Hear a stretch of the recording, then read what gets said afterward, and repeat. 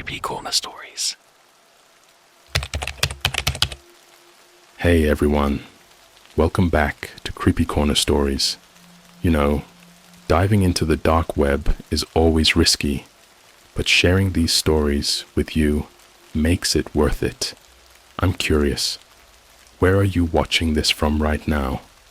Let me know in the comments below. I've noticed that these kinds of stories hit differently depending on where you are. It might even make the experience a little creepier. So, tell me, are you watching from the safety of your home or somewhere less secure? I took a dark web job with 10 simple rules. I broke one and I'm going to be trapped forever. Alright, so let me just start by saying I'm not an idiot. At least, I thought I wasn't. I've always been one of those people who reads horror stories online and scoffs at how dumb the main character is. Why would you do that? Or, dude, just leave. You know, the usual. I always figured if I ever found myself in a messed up situation, I'd be smart enough to get out of it. Well, here I am, and I might be trapped in this nightmare for the rest of my life. This whole thing started about 3 months ago. I was broke, unemployed, and living in a crappy apartment above a nail salon in downtown Chicago. My job at a tech startup had gone under, and rent was creeping up to an impossible number. I needed money, fast. That's when I made the worst decision of my life. I was always kind of into the deep web, nothing too crazy, just browsing forums, looking at weird conspiracy theories, that kind of thing. But one night, I found something I shouldn't have. It was a post on a hidden forum, buried deep in a place that normal people never visit. The title was simple: Need money? Follow instructions. No experience required. The thread had only a handful of replies, mostly people saying, interested, and then nothing else. There was a link at the bottom. No description, no context. Just a link. And like an idiot, I clicked it. The page that loaded was bizarre. It looked old, like one of those shady 90s websites made with a basic HTML editor. Black background, neon green text. The top of the page just said, "Welcome to the workforce." Below that was a message: "We offer high-paying, confidential jobs. You must follow 10 rules. If you accept, there's no turning back. Failure to comply has consequences." At the bottom was a single button: Accept job offer. At this point, I should have left, but my bank account was in the red, and the promise of easy money was too tempting. So, I clicked. The screen flashed, and suddenly, a list of 10 rules appeared. The 10 rules. You will receive an email at exactly 3:33 a.m. with your first assignment. Do not respond. Just follow the instructions. Do not attempt to track or identify your employer. Do not share this job with anyone. Always complete your assignment within the given time frame. If you see a black car following you, do not acknowledge it. Do not enter any building that does not exist on Google Maps. If a man in a red hoodie approaches you, run. Never check your bank balance. If you hear knocking on your door between 2 a.m. and 4 a.m., do not open it. Under no circumstances should you break any of these rules. There was no payment info, no contract, nothing. But at the bottom, there was one last line: "Welcome to the workforce. You have been selected." Then, the page vanished, like it had never been there in the first place. At this point, I was creeped out, but also a little excited. Maybe it was some underground hacking gig, or some elaborate game rich people played for fun. Either way, I needed cash, and if it was some kind of scam, whatever, it's not like I had anything to scam. I shut my laptop and went to bed. Then, at exactly 3:33 a.m., my phone buzzed. One new email. Subject: Assignment number 1. I hesitated, staring at the notification in the dark. My gut told me not to open it, but my wallet told me otherwise. I took a deep breath and tapped the screen, and that's when things got really, really messed up. My hands were shaking as I tapped the email. The screen glowed in the dark, and I could feel my heartbeat in my throat. I was expecting some kind of introduction, maybe even another list of rules, but no, this was straight to the point. Subject: Assignment number 1. Sender: No sender. The message was simple. Go to the 24-hour McDonald's at 1315 West North Avenue. Sit in the last booth by the window. Order a black coffee. Do not drink it. At exactly 4:15 a.m., a man in a gray hoodie will sit across from you. Do not speak unless spoken to. Follow his instructions. You will be paid. That was it. No threats, no explanations. Just do this. Get paid. I stared at my phone for what felt like forever. Something about this felt wrong, but at the same time, it was just meeting a guy in a public place, right? The worst that could happen was that I wasted my time. I got dressed, threw on a hoodie, and stepped outside. The McDonald's Chicago at 4 a.m. is unsettling. The streets are quiet, but not empty. There are always a few cars, a couple of sketchy-looking guys loitering around, the kind of silence that feels too intentional, like the city itself is watching you. When I reached the McDonald's, I almost turned around. The place was too empty. Normally you'd at least see a few late-night drunks or Uber drivers grabbing food, but tonight, no one. The only light came from the fluorescent bulbs buzzing inside. I stepped in, and the air smelled like burnt fries and something off, like metal or blood.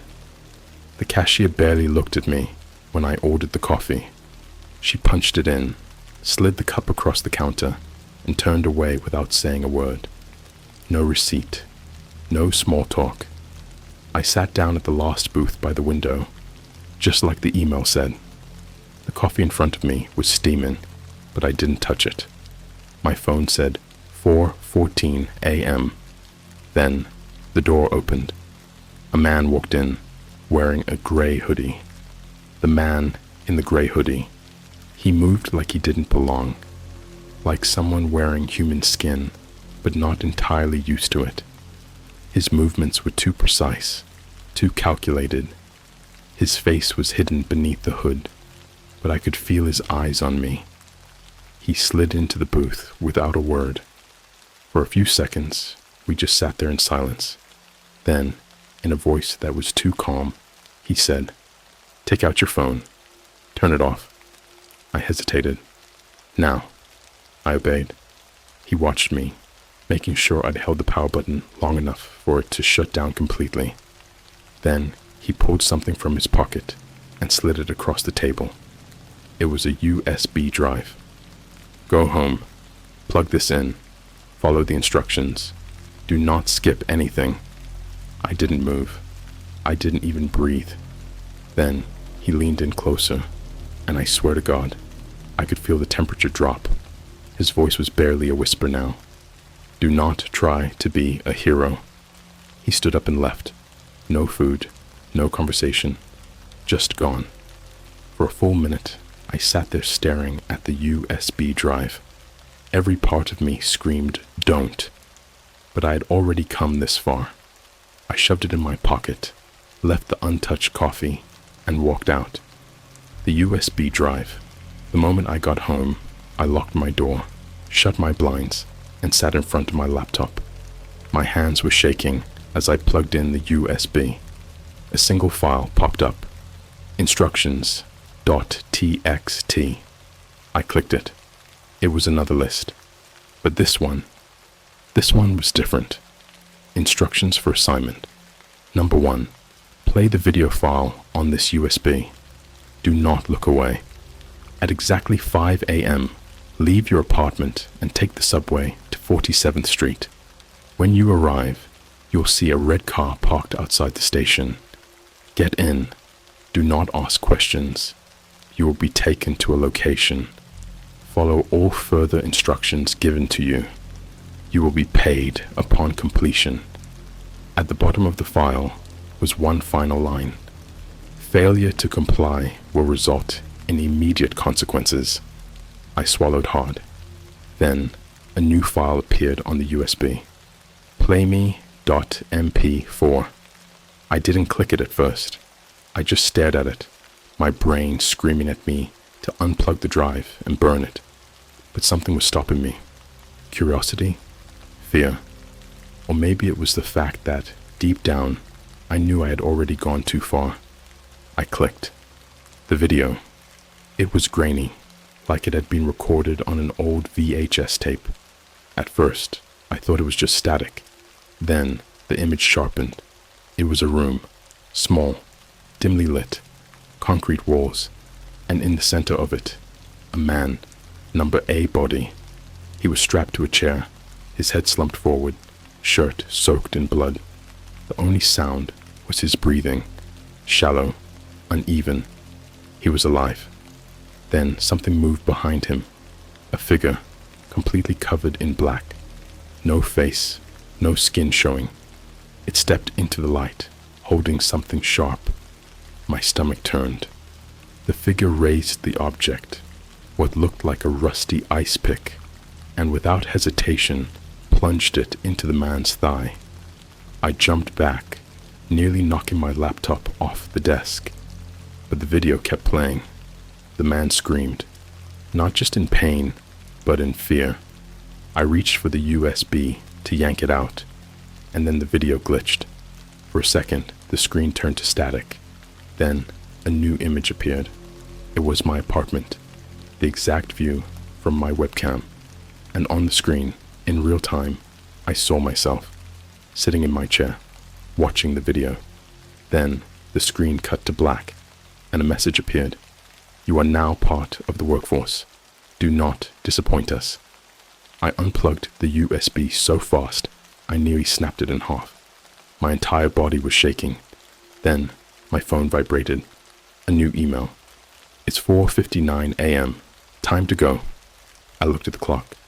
4:59 a.m. I turned toward my window and saw a black car parked outside, waiting for me. I don't remember standing up. I don't remember putting my shoes on or grabbing my jacket. 1 second, I was sitting in my chair, staring at the email, my heartbeat slamming against my ribs like a wild animal trying to break free. And the next, I was at my front door, hand hovering over the lock. I could hear my breathing, ragged and uneven. My fingers twitched. My whole body was screaming at me to stay inside. Lock the door. Hide. But my brain was completely blank, like something had flipped a switch and wiped out every rational thought. I turned the lock. The hallway outside my apartment was dead silent. Not even the usual distant hum of late-night TV from my neighbor's place. Just an unnatural, suffocating quiet, like the whole building was holding its breath. I stepped outside. The moment I did, I felt watched, not just by one person, but by something bigger, a presence, pressing down on me like invisible hands, like I had walked onto a stage and an unseen audience was waiting to see what I would do next. The black car was still there, idling at the curb, tinted windows, engine humming softly, like a predator purring before the kill. I walked toward it, my footsteps too loud in the empty street. My legs felt mechanical, moving on their own. My hands shook as I reached for the door handle. The lock clicked open before I could touch it. I froze. A voice from inside, low and distorted, like it was coming from underwater. "Get in." I swallowed the lump in my throat and obeyed the driver. The moment I shut the door, the lock snapped shut. The inside of the car smelled wrong, like burnt plastic and something rotting underneath it. The air was thick and humid, making it hard to breathe. I turned my head slowly. The driver was a man, but he didn't look right. His skin was too smooth, too stretched, like someone wearing a mask of human flesh. His jaw was slightly too wide, his fingers too long as they curled around the steering wheel. His eyes, God, his eyes were completely black. No whites, no pupils, just two bottomless voids that reflected nothing. He didn't look at me. He didn't blink. He just drove. The streets blurred past us in streaks of orange streetlights and neon signs, but something felt off. The roads were empty. No pedestrians, no other cars. Just endless streets stretching into infinity, twisting and turning in ways that didn't make sense. After what felt like hours, but could have been minutes, the driver finally spoke. "You saw the video." It wasn't a question. I didn't answer. His grip on the wheel tightened. I heard his knuckles pop. "You will follow instructions. You will not ask questions." I nodded, my throat too dry to speak. Then, for the first time, he turned his head toward me. "Or we will make you part of the next one." I swear to God. His mouth stretched just a little too wide when he said that. The warehouse. We drove for what felt like an eternity. The cityscape had melted into something else. Abandoned lots, empty parking garages, streets that looked like they hadn't been driven on in decades.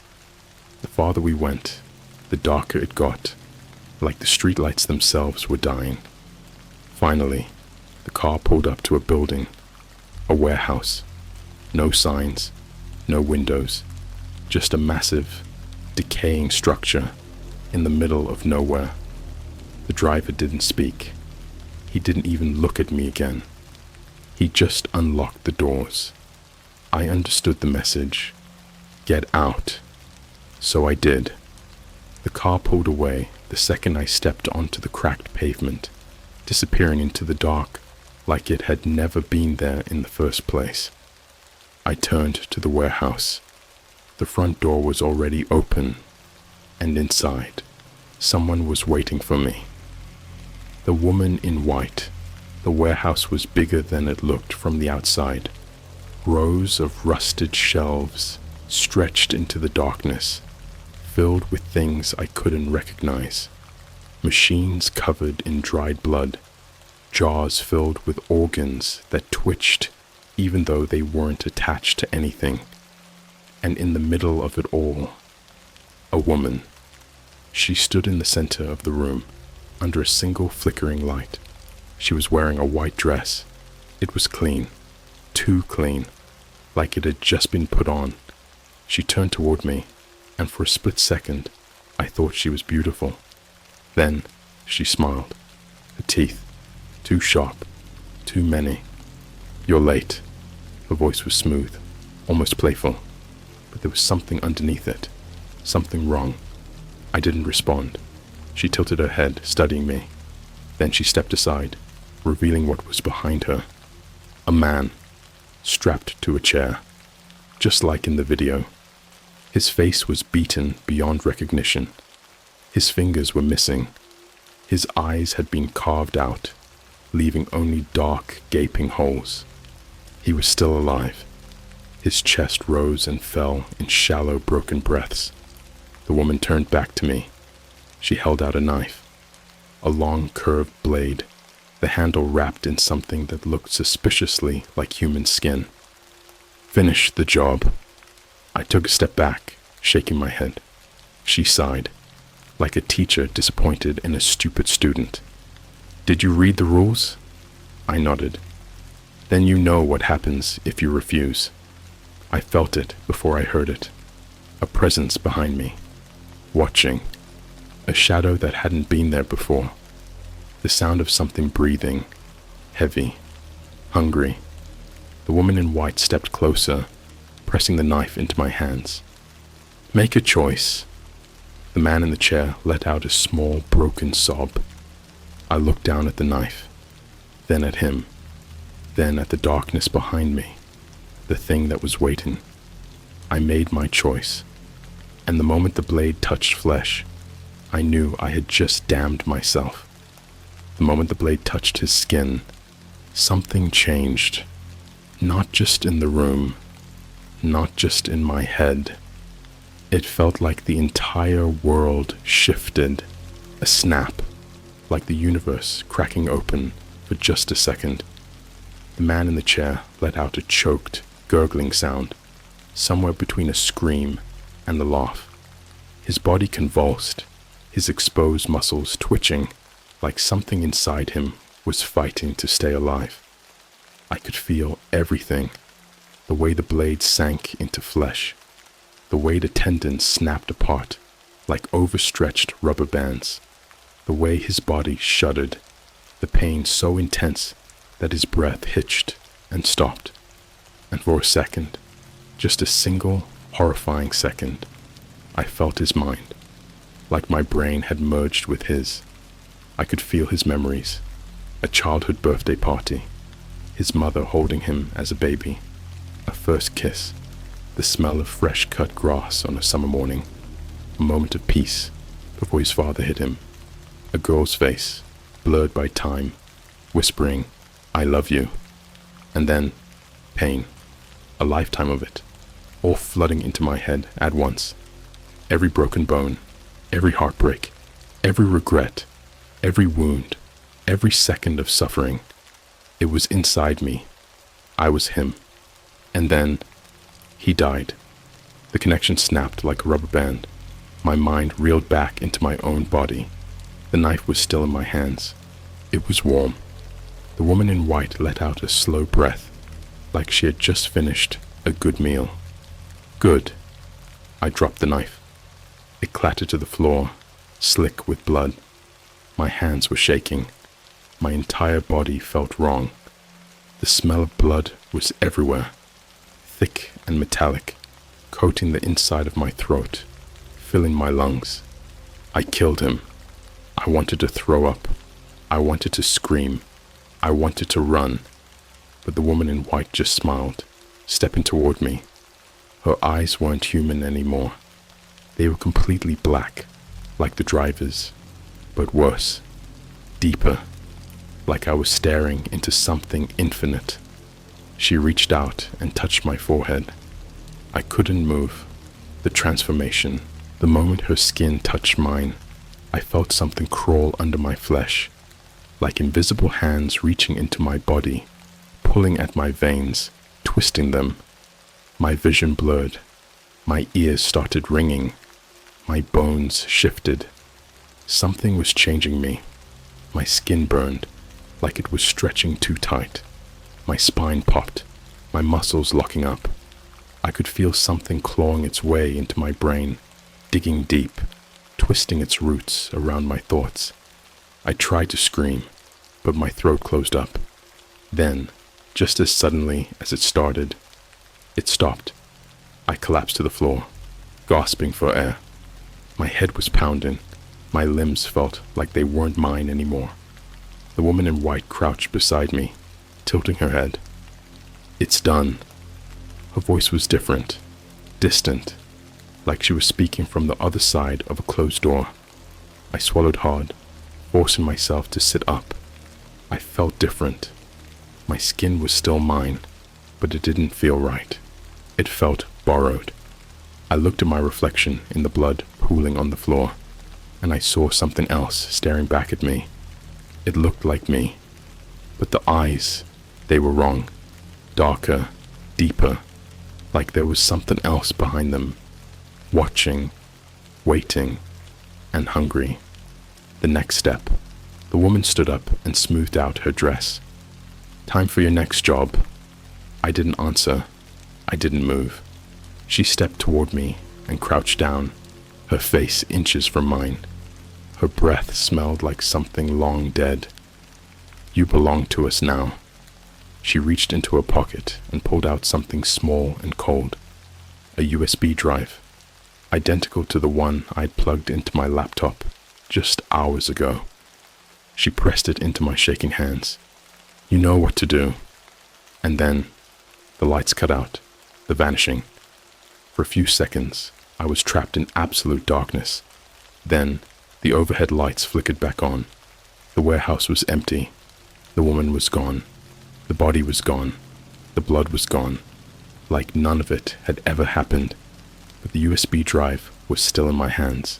Heavy, cold, and waiting. The return home. I don't remember getting home. I don't remember walking. I don't remember getting into bed. But suddenly, I was there, sitting at my desk, staring at my laptop. The USB drive was already plugged in. The screen was on. A single file sat on my desktop. Playme.mp4. I didn't touch anything. I didn't click. But the video started playing anyway. The final warning. At first, it was static. Then, the screen cleared. It was me, sitting in my chair, watching the screen. But something was behind me. Something tall. Something wrong. It was standing in the corner of my room, just out of focus. It had no face, no features, just a void, a hole where a person should be. I turned around. Nothing was there. I turned back to the screen. The figure was closer, almost touching me. I couldn't breathe. Then, the screen glitched. A message appeared. You are now one of us. There is no escape. My phone buzzed. A new email. Assignment number 2. Ready for your next job? I stared at the screen. My hands were steady now. Something inside me had changed. I didn't feel scared anymore. I didn't feel anything. I clicked open, and I smiled, because I knew. This time, I wouldn't hesitate. I opened the email. It was the same format as before. Short, direct, and with no room for negotiation. Subject, assignment number 2. Sender, no sender. Go to 2601 West Madison Street. The building with no sign. The basement door will be unlocked. Inside, you will find a man. His hands will be bound. His mouth will be stitched shut. Do what you are told. You will be paid. I stared at the message, feeling nothing. No fear, no hesitation. The last time I had seen something like this, I had fought it. I had felt guilt, disgust. But now, there was just curiosity. I shut my laptop and grabbed my jacket.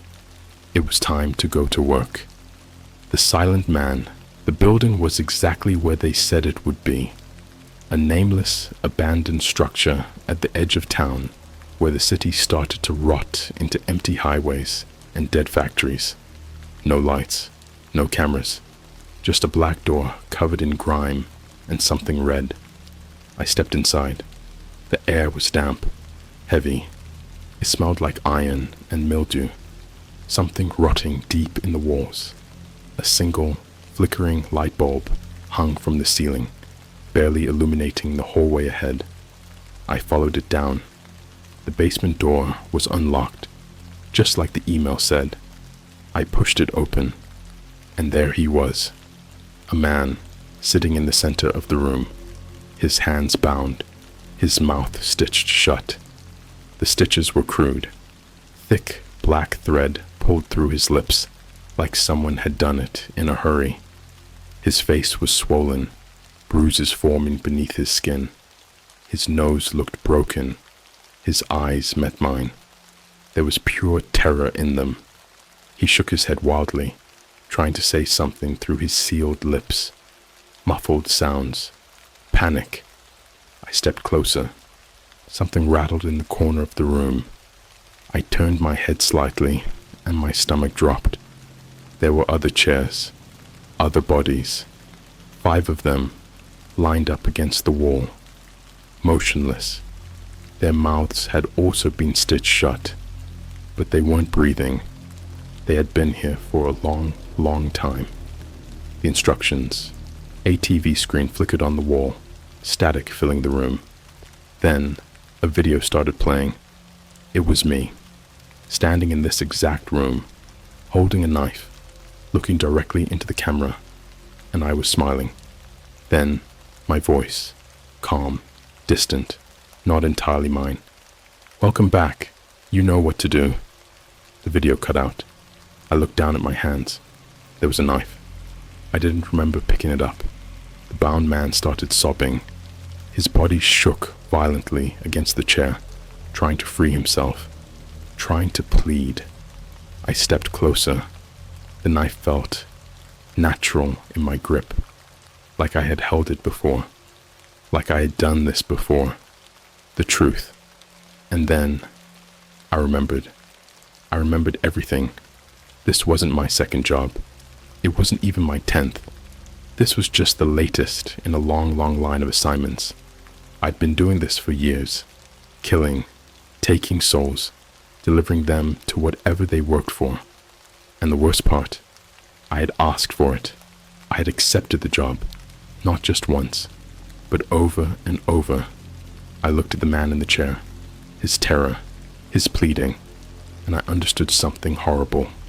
This was me, not a stranger, not an innocent man. This was another version of me, a past life, a past self, and now I was here to finish the cycle. The final cut. The air in the room felt thick. The walls seemed to pulse. The figures in the chairs against the wall twitched, like they were watching. The man in front of me struggled, his entire body shaking with pure horror. I stepped forward, lifted the knife, and cut the stitches. His lips split open. His mouth gasped for air, but no words came out. Only a black mist. It poured from his throat like smoke, spilling out, writhing. It screamed, not like a man, like something else. Something that had been waiting. Something that had been trapped inside. The moment the last thread snapped, I felt it. It crawled into my skin. I became it. And for the first time, I understood what I really was. I wasn't an employee. I was the product. I was never hired. I was made. And I would do this again, and again, and again, because there was no escape. There never had been. There never would be. I looked into the mirror on the wall. A new email popped up on my phone. Subject: Assignment number 3. Ready for your next job? And I smiled, because I already knew the answer. The workforce is always hiring.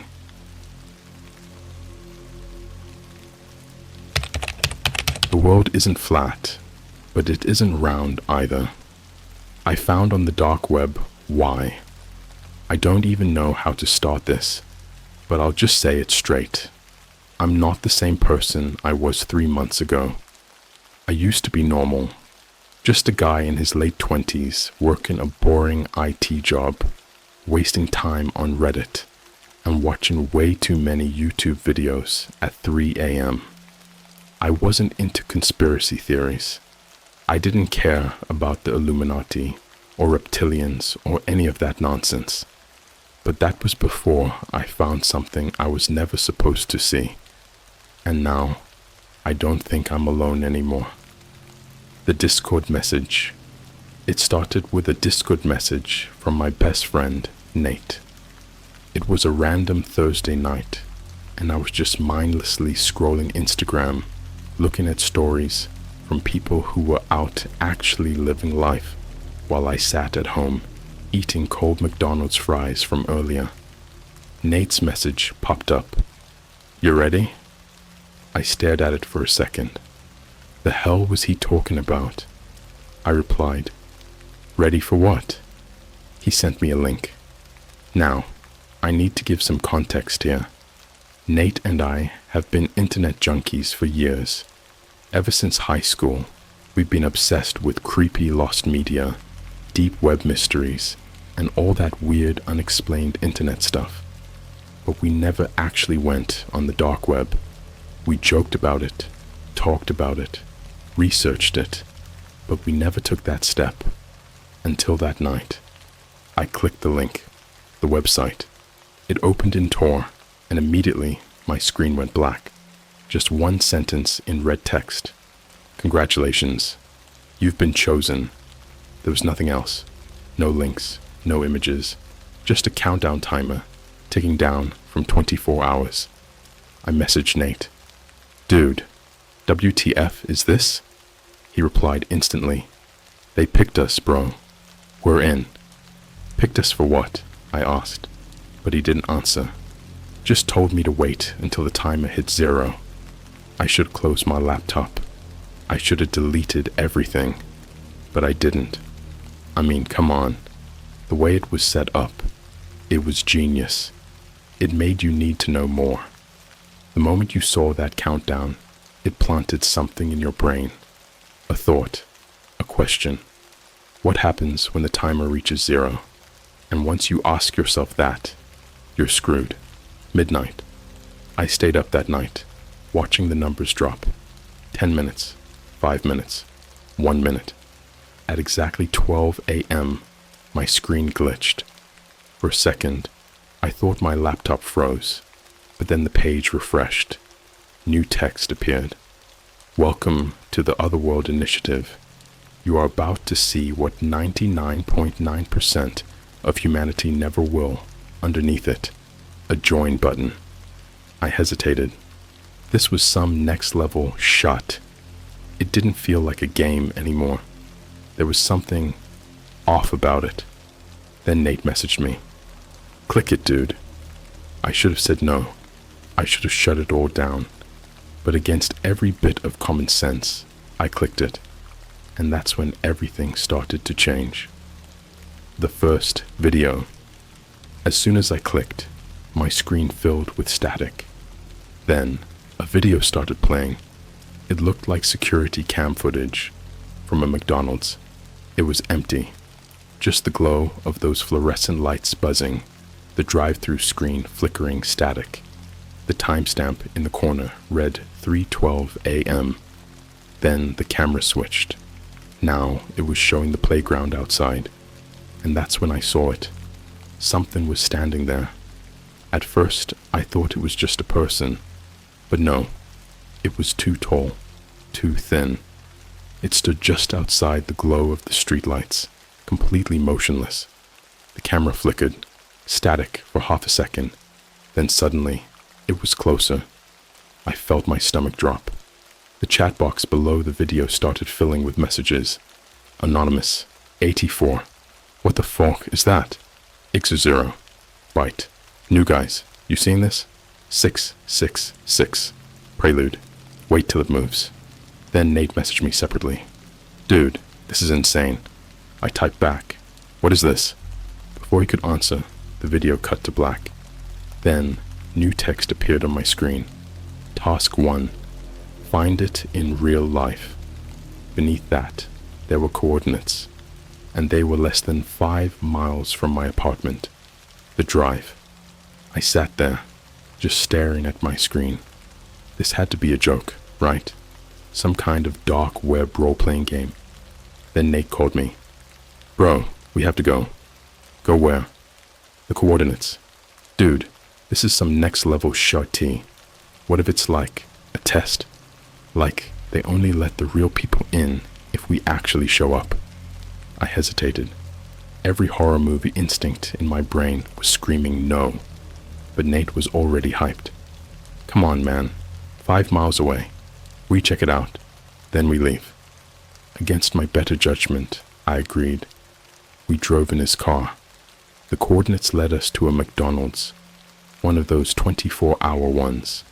But at this hour, it was completely deserted except for one cashier who looked half asleep. The playground outside was even creepier in person. The plastic tunnels and slides were covered in grime, and the flickering street light cast weird shadows through the equipment. And then we saw it. The thing from the video. It was standing right outside the playground fence. Same unnatural height. Same twisted shape. Not moving. Just watching us. My breath caught in my throat. Nate whispered, "Holy shit." I pulled out my phone to take a picture, but the second my camera focused, the thing moved. Not toward us.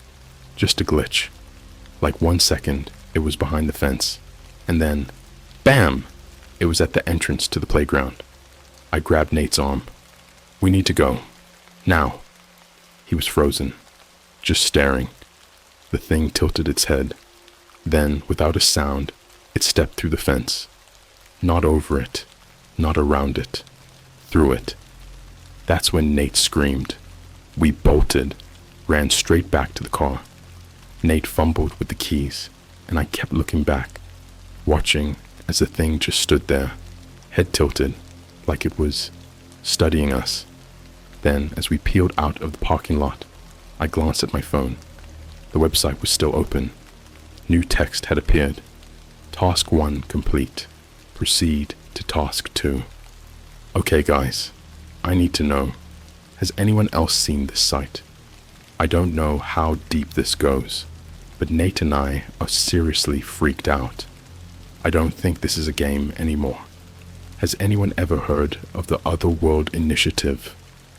And more importantly, what happens if we don't do Task 2? We didn't speak the entire drive back to my apartment. Nate had his hands locked on the steering wheel, like he was trying to crush it. His knuckles were white, and he didn't blink much. He just kept his eyes on the road, foot pressed harder on the gas than he probably should have.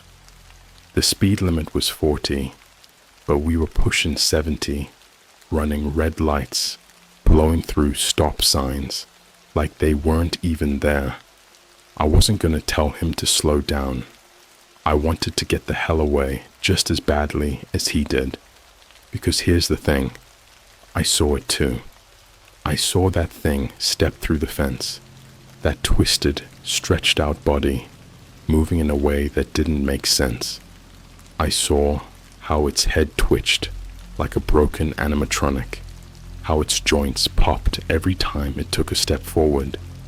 I saw it move toward us, but what I didn't see, what I'm still trying to convince myself wasn't real, was what it did right before we ran.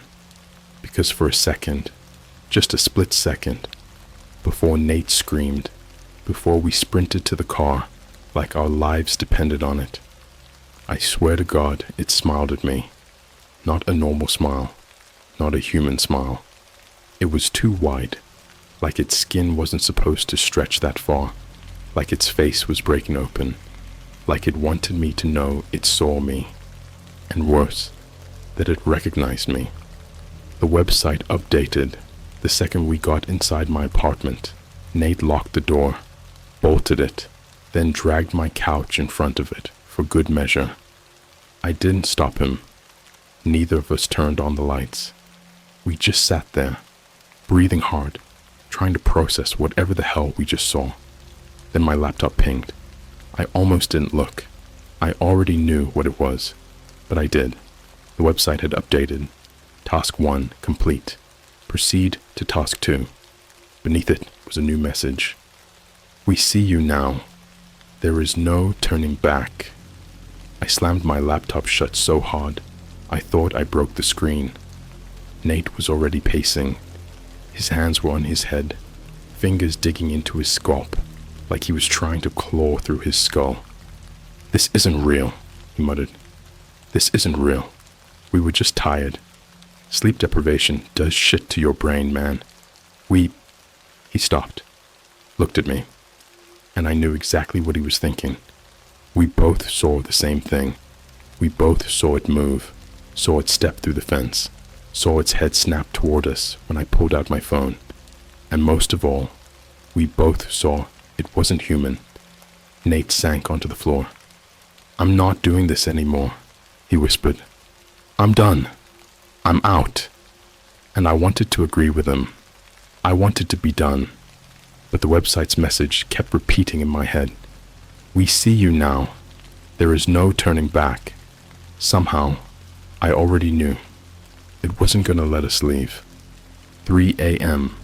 I don't remember falling asleep, but I must have. Because the next thing I knew, I was somewhere else. It felt like I was floating, like I wasn't fully awake, but I wasn't dreaming either. My body wasn't my own. It was somewhere else, stretched thin, pulled apart, 1,000 fingers clawing at the edges of my skin. I heard voices, not normal voices. They were inside my head, whispering in languages I didn't understand, but I knew what they were saying. Or rather, I knew what they wanted me to know. And then, just before I woke up, one of the voices said something I'll never forget. You are closer to the truth than you think. My eyes snapped open. I was in my bed. The apartment was dark, quiet, except for the sound of Nate breathing heavily from the couch. He was still asleep. I checked my phone. 3 a.m. on the dot. Then my laptop made a noise. A notification ping. I didn't want to open it. Every part of me was screaming, "Don't look, don't look, don't look." But I did. The website had updated again. Task 2. Enter the back room, and beneath that, an address. My stomach dropped. It wasn't random coordinates this time. It was a real place. And worse, it was only 10 minutes away. The warehouse. I don't know what the hell is wrong with us. I don't know if it was curiosity, fear, or something else entirely. But an hour later, we were driving again. Nate was dead silent. He didn't even argue this time. The address led us to an abandoned warehouse on the outskirts of town.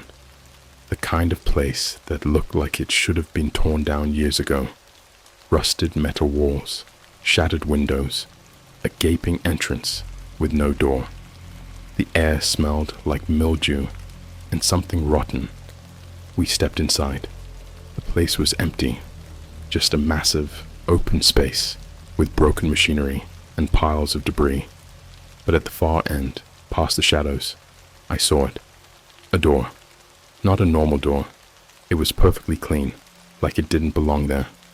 Brand new white paint, a shiny silver handle. Nate grabbed my arm. We shouldn't be here. But I was already walking. I don't know what came over me. It was like my body wasn't mine anymore, like something else was pulling me toward it. The moment I touched the handle, the air changed.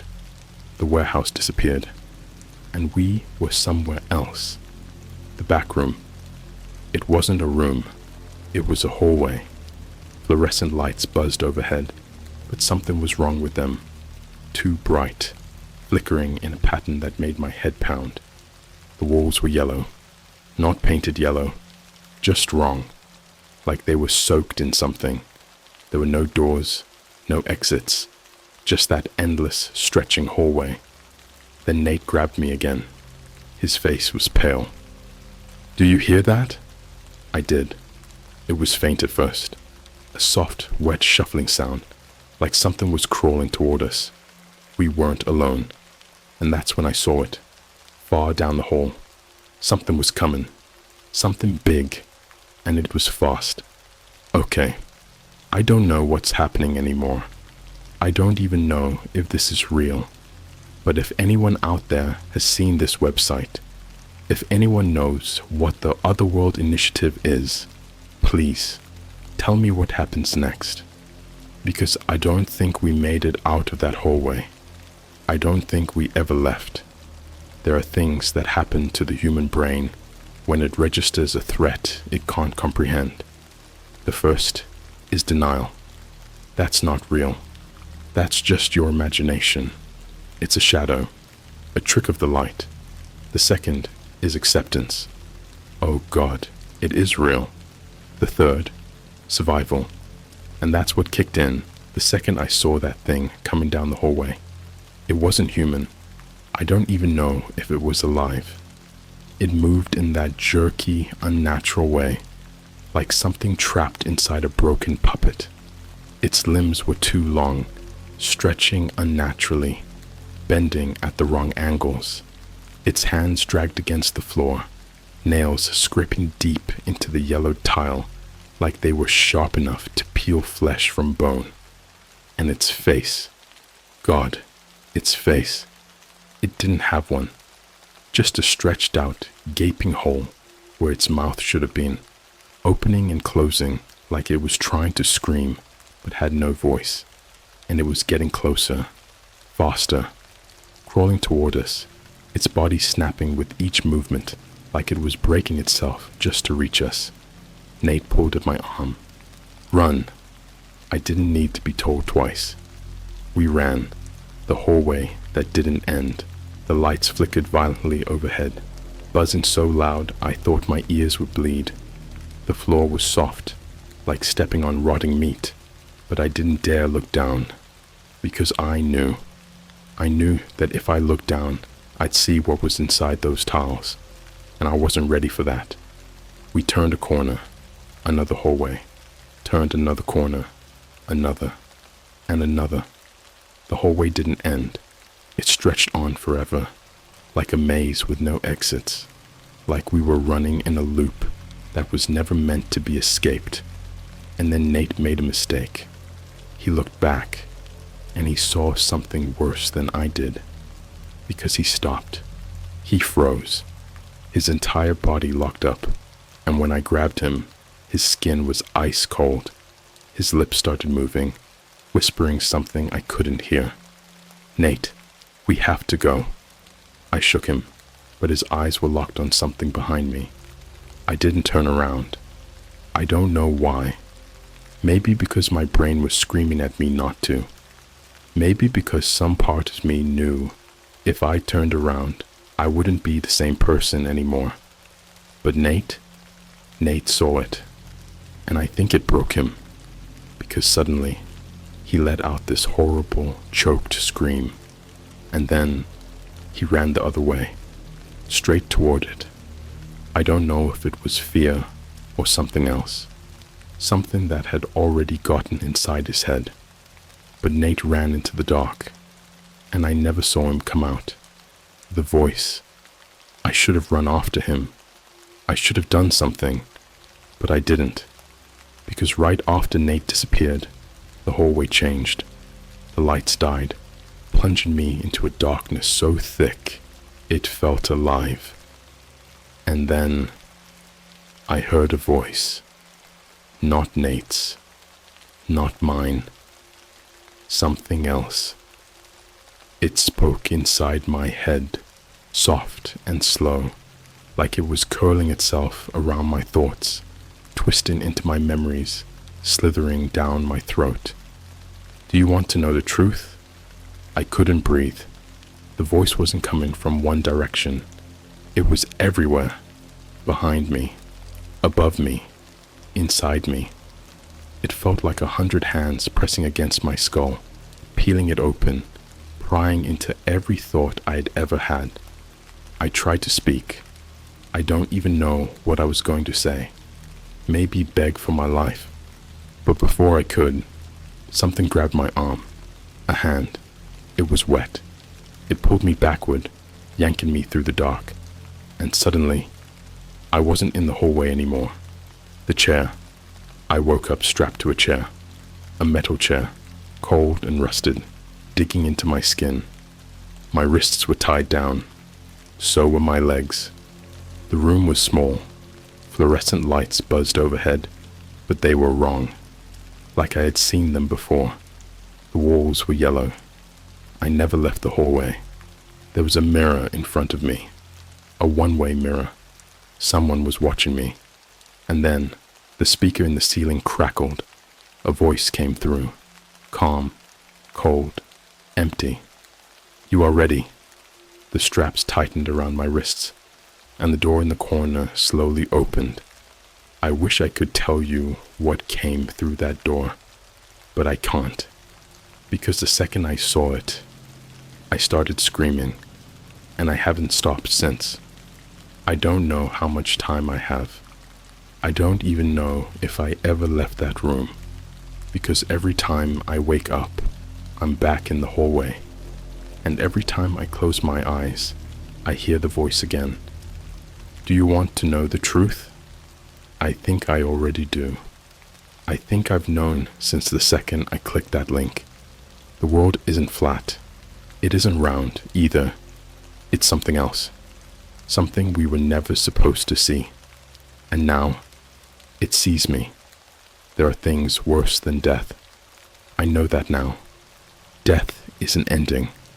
A full stop at the end of a sentence. What they did to me, what they're still doing to me, is something else entirely. This isn't a story about survival. It's about what happens after you don't. The first cut. I don't know how long I've been here. There's no time in this place. No clocks, no windows. Just the endless buzzing of those fluorescent lights. The walls painted that sickly, decayed yellow. And the chair. The metal chair. The one I'm still strapped to. I remember the first time they cut me. The blade wasn't sharp. It was jagged, rusted, old. They did it slow. Not deep enough to kill me. Just enough to open me up. Let the blood pool in my lap as I twitched against the restraints. They didn't speak. They never spoke. The only sound was my own choking, gurgling screams as the pain spilled out of me in waves. And behind the one-way mirror, they watched. I know they did. I felt them. I felt their eyes peeling apart my skin before the knife ever touched me, studying me. But what scared me the most wasn't the pain. It was how I didn't pass out. How no matter how much blood I lost, no matter how violently my body convulsed, I stayed awake. I felt everything. And then, when it was over, I woke up without a single mark on me, like it never happened, like I never left the chair. The others, I wasn't the first one here. I know that now. Sometimes when the lights flicker, I see them, reflections in the mirror, figures in the corners of my vision. They used to be people, just like me, but they've been here too long. I can hear them whispering when I close my eyes. Not words. Not anymore.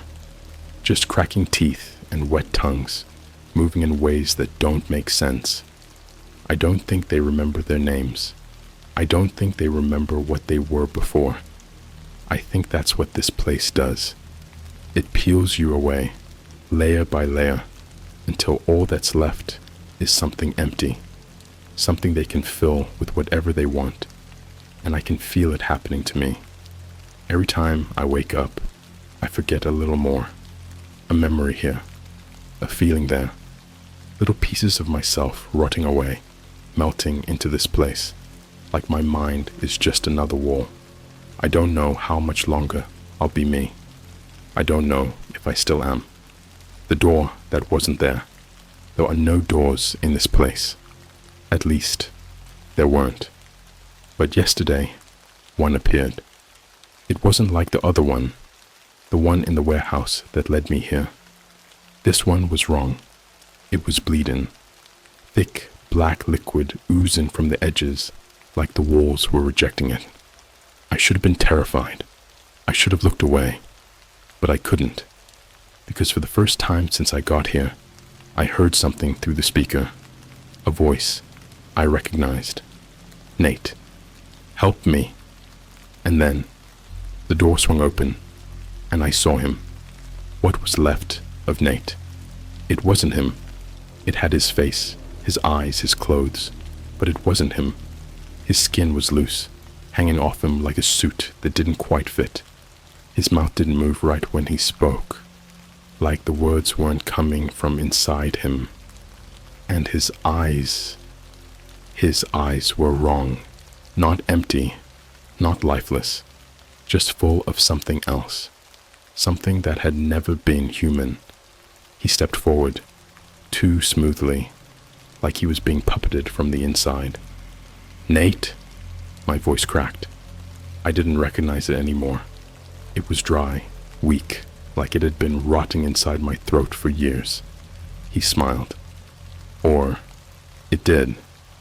And then he said something that made my stomach turn inside out. "You were supposed to come with me." Then he took another step forward, and I saw what was behind him. The hallway, but not the one I came from. This one was worse. Alive. The walls were moving, pulsing, breathing, stretching like muscle and bone. And deeper inside, shadows twitched.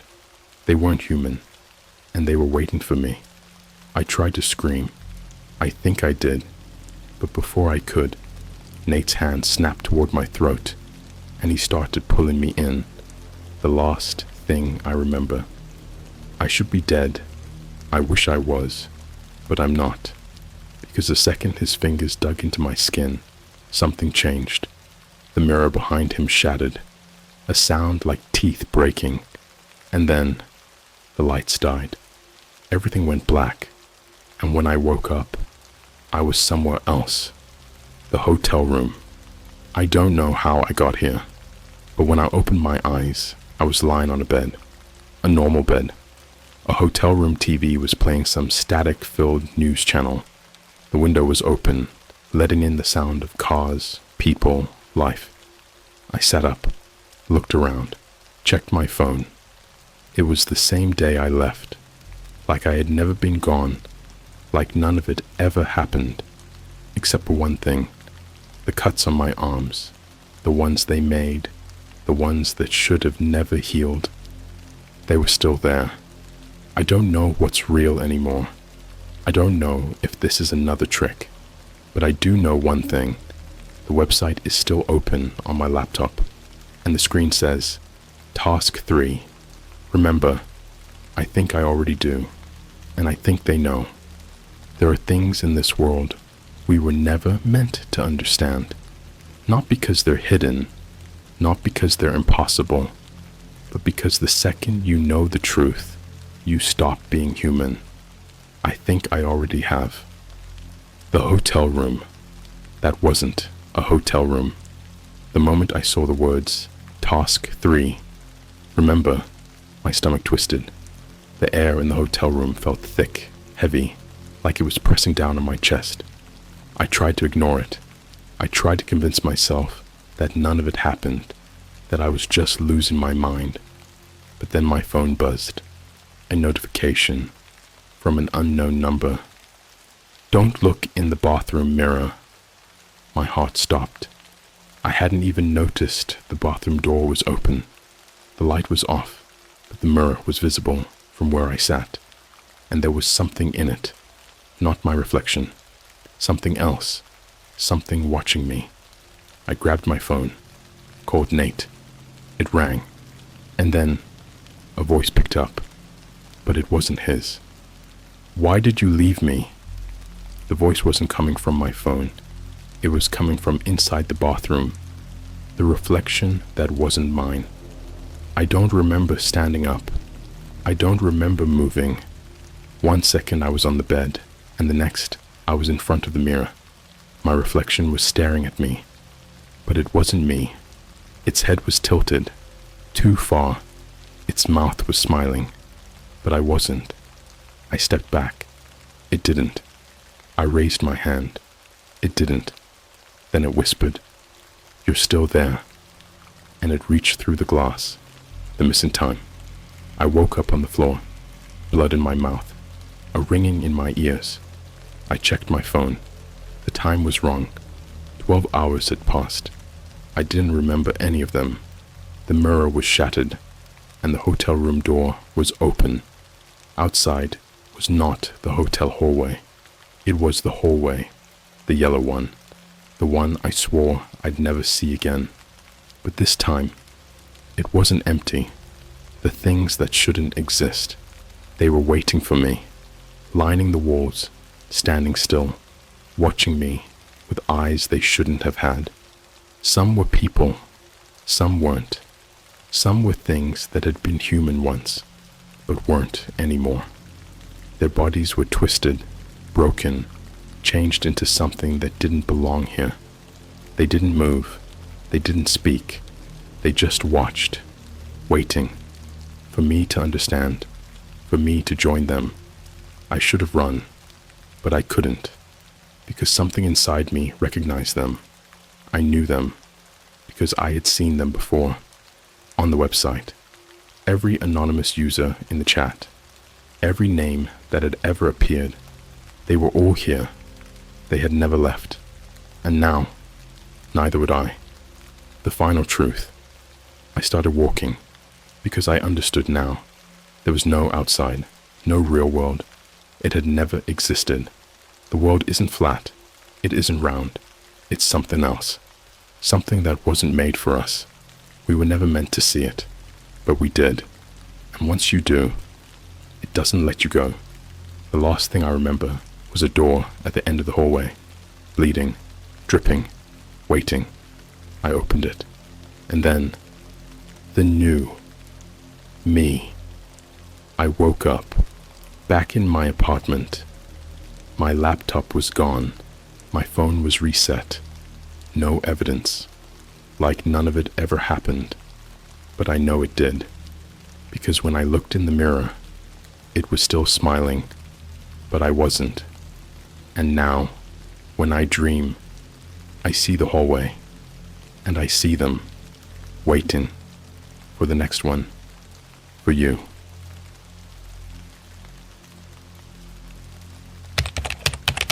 My dad and I live in a hospital thanks to the dark web, but I found that man isn't really my father. Alright, so this is gonna sound insane, and honestly, if I wasn't living it, I'd think it was some made-up horror movie plot. But this is real. It happened to me, and it's still happening. I need to tell someone, anyone, before it gets worse. So here's the deal. I live in a hospital. Yeah, you read that right. Not near one. Not next to one. I live inside a hospital. I've been living here for the past 7 years with my dad. At least I thought he was my dad. Turns out he's not. But I'll get to that. Let me start from the beginning. How we got here. I was 11 when we moved into this place. My dad told me it was some kind of job perk. He worked in hospital maintenance, and because he was on call 24/7, they let us live in one of the unused sections of the hospital. It wasn't like the ER or anything, more like an old wing they shut down years ago. At first, I thought it was the coolest thing ever. I mean, how many kids can say they live in a hospital? But after a while, it got weird. Hospitals aren't meant to be lived in. You start noticing things normal visitors don't, like how the automatic doors sometimes open by themselves, or how the intercom crackles late at night, playing static even when there's no one in the building. And then there were the footsteps. See, my dad and I were the only ones in that section. No nurses, no patients. It was just us. So when I heard someone walking around at night, I thought maybe my dad was checking the hallways, until one night when I saw him sleeping in his bed, and the footsteps didn't stop. I never told him about that. I don't know why. Maybe I was scared he wouldn't believe me, or maybe I was scared that he would, but that was just the beginning. The laptop. My dad had this rule. Never use his laptop. I was a dumb kid, so of course, one night when he left to do something, I grabbed it. The thing is, my dad barely used the internet. He was old school. He didn't even have Facebook. So why was his laptop always on? Why did it have so many passwords? After messing around with it for a while, I found something. A hidden folder. Inside were hundreds of videos. They weren't normal videos. They were security footage from inside the hospital. Most of them were just empty hallways, but some Some showed rooms that I didn't recognize, rooms I had never seen in this hospital. And then there was the basement that wasn't on the blueprints. I didn't even know this hospital had a basement, but in these videos, there were people down there. They weren't doctors, they weren't patients, they were just sitting in empty rooms. Some of them were strapped to beds. Some were looking directly at the cameras, like they knew they were being watched. I slammed the laptop shut and shoved it back where I found it. That night, I didn't sleep. The next day, I asked my dad about the basement. He just stared at me for a long time and said, "There is no basement," and I should have left it alone, but I didn't. That night, I decided to find it myself. The door that shouldn't exist. I snuck out when my dad was asleep and started searching. I knew the hospital pretty well by now, but this was different. I was looking for something that technically didn't exist. I was about to give up when I saw it. At the end of one of the back hallways, half hidden behind a rusted medical cabinet, there was a metal door. No signs, no handles, just a keypad. It looked old, like it had been there for decades. And then I noticed something that made my stomach drop. The keypad was covered in fresh fingerprints. Someone had used it recently. I pressed my ear against the door, and I swear to God, I heard something breathing on the other side. And that's when I felt a hand on my shoulder. I spun around, heart pounding, and there was my dad. His face was blank, but his eyes looked wrong. "I told you," he whispered. "There is no basement." And then he grabbed me by the arm and dragged me back to our room. I've never seen him that angry before. He didn't yell. He didn't hit me.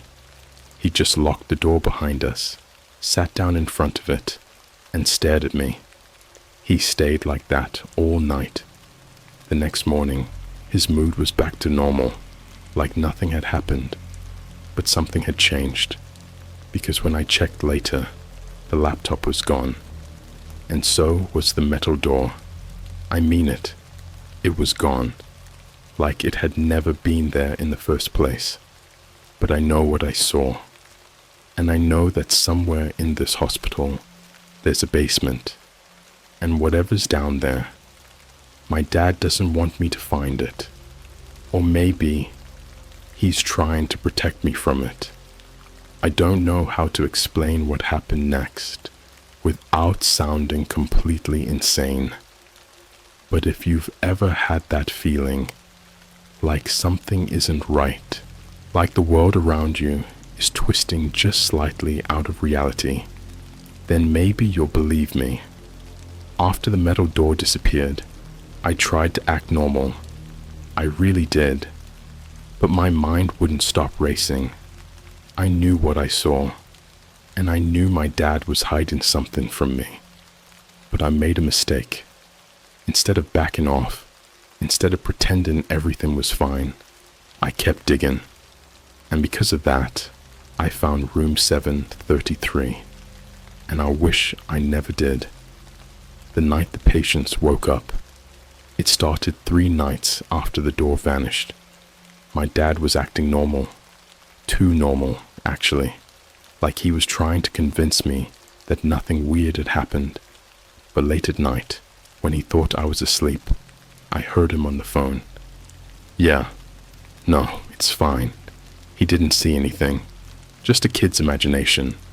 No, he won't be a problem." I held my breath. He was talking about me. The next morning, I decided to do something reckless. I was going to explore the hospital. All of it. There had to be something my dad hadn't erased. Something he couldn't just make disappear. So I waited until lunchtime, when he usually went to the cafeteria, and I started searching. I didn't have a plan. I just walked the halls, taking turns at random, trying doors. Most of them were locked. Some led to empty patient rooms, abandoned offices, supply closets, and then I found room 733. The door was slightly open. Inside, the room was freezing, way colder than the rest of the hospital. But that wasn't the worst part. There was a man in the bed. He was awake, staring at me. His skin was grayish, stretched tight over his skull, like he hadn't eaten in weeks. He had no IV, no monitors, nothing connected to him, just lying there. But his eyes, God, I'll never forget his eyes. They were pure black, not just the pupils, but the whole thing, like two deep pits in his skull. And then he smiled and whispered, "You shouldn't be here." My chest tightened. The air in the room felt wrong, like I was breathing something that wasn't supposed to exist. I turned to run, but the other patients were standing in the hallway. I don't know where they came from, but there were at least 6 of them, all in those faded hospital gowns, standing perfectly still, and they were all staring at me. Their faces were blank, almost like they weren't fully there, like something was wearing their skin. I bolted, shoving past them, sprinting down the hallway.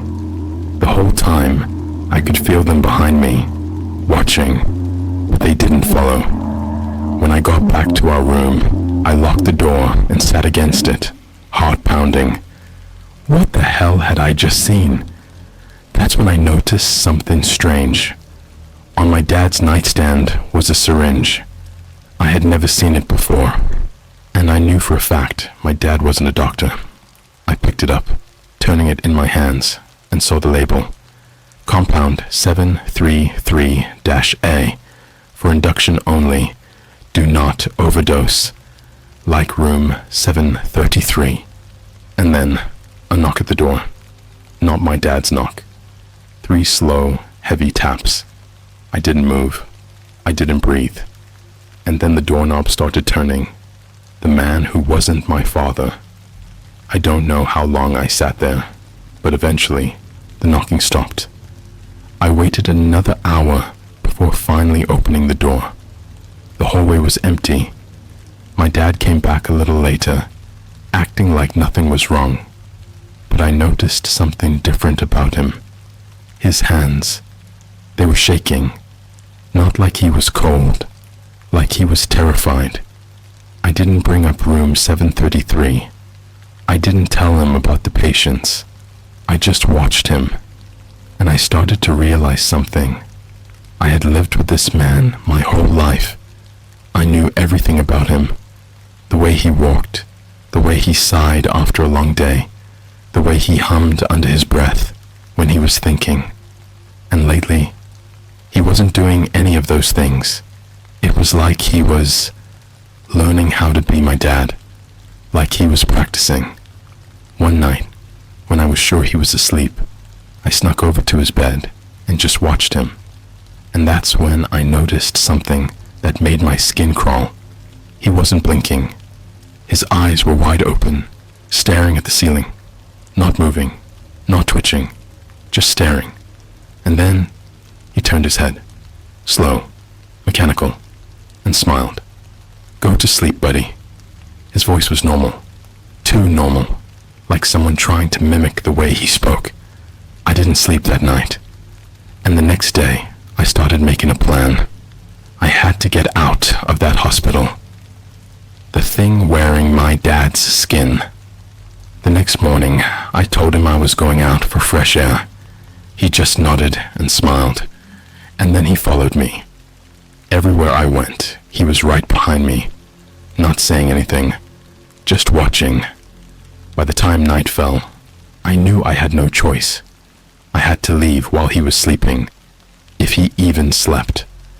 I waited until midnight, then tiptoed to the door. I turned the handle as quietly as I could, but the second it clicked open, I heard breathing behind me. Deep, slow, wrong. Going somewhere. I turned around, and my dad was standing inches from my face. But it wasn't him. His eyes. They were black, just like the man in room 733, just like the other patients. I didn't hesitate. I ran, down the hall, around the corner, toward the exit. The automatic doors were locked. I spun around, and there he was, standing at the end of the hallway, grinning. You shouldn't have looked. He started walking toward me, and for the first time in my life, I saw something I still can't explain. His face started changing. His skin twitched, like something underneath it was moving. His mouth stretched too wide, his teeth too sharp, his eyes nothing but pits of black. He wasn't my dad. He had never been my dad, and I was never supposed to find out. I don't remember how I got away that night. I remember running. I remember the cold floor beneath my bare feet, the fluorescent lights flickering overhead, the sound of my heartbeat slamming in my ears. But I don't remember how I escaped him, because when I woke up, I was in my bed, like nothing had happened, like it had all been a nightmare. But it wasn't, because when I sat up, my dad was sitting in the chair across from me, watching, smiling, and in his lap, resting between his fingers, was a scalpel, the blood that wasn't mine. I wanted to scream. I wanted to run, but I couldn't, because something was wrong with my body. My arms felt heavy. My legs wouldn't move. My thoughts felt sluggish, like I was sinking into something thick and dark. I tried to speak, but my tongue felt too big for my mouth. Shh, he whispered. His voice was normal, too normal, like someone trying too hard to sound human. He leaned forward, the scalpel glinting under the dim hospital lights. And that's when I saw it. His hands. They weren't his hands. The skin was too loose, like gloves that didn't quite fit. And at the wrists, near the veins, I saw something moving underneath, something squirming. A low buzzing filled my ears, and for a second, I thought it was coming from the room. But no, it was coming from inside him. Something was inside his skin. And then, he spoke again. You saw the patients, didn't you? I tried to shake my head, tried to lie, but I couldn't move. His grin widened. That's why we took you to the operating room. My stomach lurched. What did he mean? I hadn't been to any operating room, but then I saw it. The bandages, wrapped around my chest, around my wrists, around my ankles. My breath hitched. He saw the panic in my eyes, and he laughed. You don't remember, do you? His fingers tightened around the scalpel. And then, very gently, he said, let me show you what we did to you. The operating room that doesn't exist. I don't know how I managed to move. I don't know how I forced my body out of that bed, how I ran out of that room with legs that barely worked, how I stumbled down the hallway as he laughed behind me. But I ran, not toward the exit, toward room 733. I don't know why. Maybe because that was where this nightmare started. Or maybe because something inside me already knew the truth. I reached the room and slammed the door behind me, gasping for air. The bed was empty. The man with the black eyes was gone, but the sheets were soaked in something dark and sticky. And then I heard breathing, not behind me, not outside the door, but inside the walls. And then something started knocking, not from the hallway, from inside the room, from under the floor. Knock, knock, knock. And then the bed moved, like something was under it. I stepped back. My foot hit something, a file. I grabbed it, hands shaking. The cover was old, the paper yellowed with age, and on the front, in bold black letters, Subject 733-A, Experiment Status, Ongoing. I flipped it open. and my stomach dropped, because stapled to the first page was a picture of me. The surgery I don't remember. My own face stared back at me, but it wasn't a school photo. It was a medical photo. My head was shaved. Electrodes were attached to my skull. My chest was cut open, ribs spread apart, surgical clamps holding my skin in place. I shouldn't be alive in that photo, but my eyes were open, and I was smiling. My hands started shaking. I flipped through the file, reading words that didn't make sense, words that made my head hurt just trying to understand them. Subject has shown remarkable adaptability to the host. Memory suppression at 85% efficiency. Full integration expected within 72 hours. The next page was worse. It was a log, a list of patients, but not patients, subjects, experiment numbers, each one marked with a status: failed, failed, failed, and then, at the bottom, subject 733-A, successful integration pending. I dropped the file. Pending. That meant it wasn't finished yet. The thing under my skin. The door behind me slammed open. My dad, or the thing pretending to be him, stood in the doorway. But he wasn't alone. The other patients were with him. Their hospital gowns were stained black with something thick and wet. Their faces were twisted, their mouths open too wide, their skin moving as if something was crawling underneath. And they were all staring at me. "Time to finish your surgery," my dad whispered. I stumbled back, and that's when I saw the mirror. A tall, cracked mirror in the corner of the room. And when I looked at my reflection, I finally saw what they had done to me. The bandages on my chest. They were wet, and beneath them, moving. Something was moving. Inside me. I should be dead. No, I was dead. Or at least, I was supposed to be. Because when I looked in that mirror, I saw the truth. The thing under my skin wasn't a bruise, or a scar, or a hallucination. It was moving. Something inside me was alive. And it wanted out. The incision that shouldn't be there. I don't remember screaming, but my throat burned like I'd been shrieking for hours. My body moved before my brain caught up, stumbling backward, knocking over a tray of old medical tools, scalpels, scissors, forceps stained with something dark. My dad took a slow step forward. The things behind him, the patients, the failed experiments, moved in unison, their bare feet slapping against the tile. "You weren't supposed to see that," my dad whispered. His voice was calm, too calm, like he was trying to soothe a wild animal. But I wasn't an animal. I was a corpse waiting to happen. My chest ached, a deep, twisting pain, like something pulling at my ribs from the inside. I looked down at the bandages wrapped around me. They were wet, soaked through with something thick and yellowish, a mix of blood and something else, something that wasn't human. And then, something inside me moved. I felt it, inside my chest, a ripple, like fingers dragging along my ribcage. I couldn't breathe. I couldn't think. All I knew was that I had to get it out. The surgery I did on myself. I don't know what part of my brain shut off. Maybe all of it, because the next thing I knew, I had a scalpel in my hand, and I was cutting. The first slice barely hurt.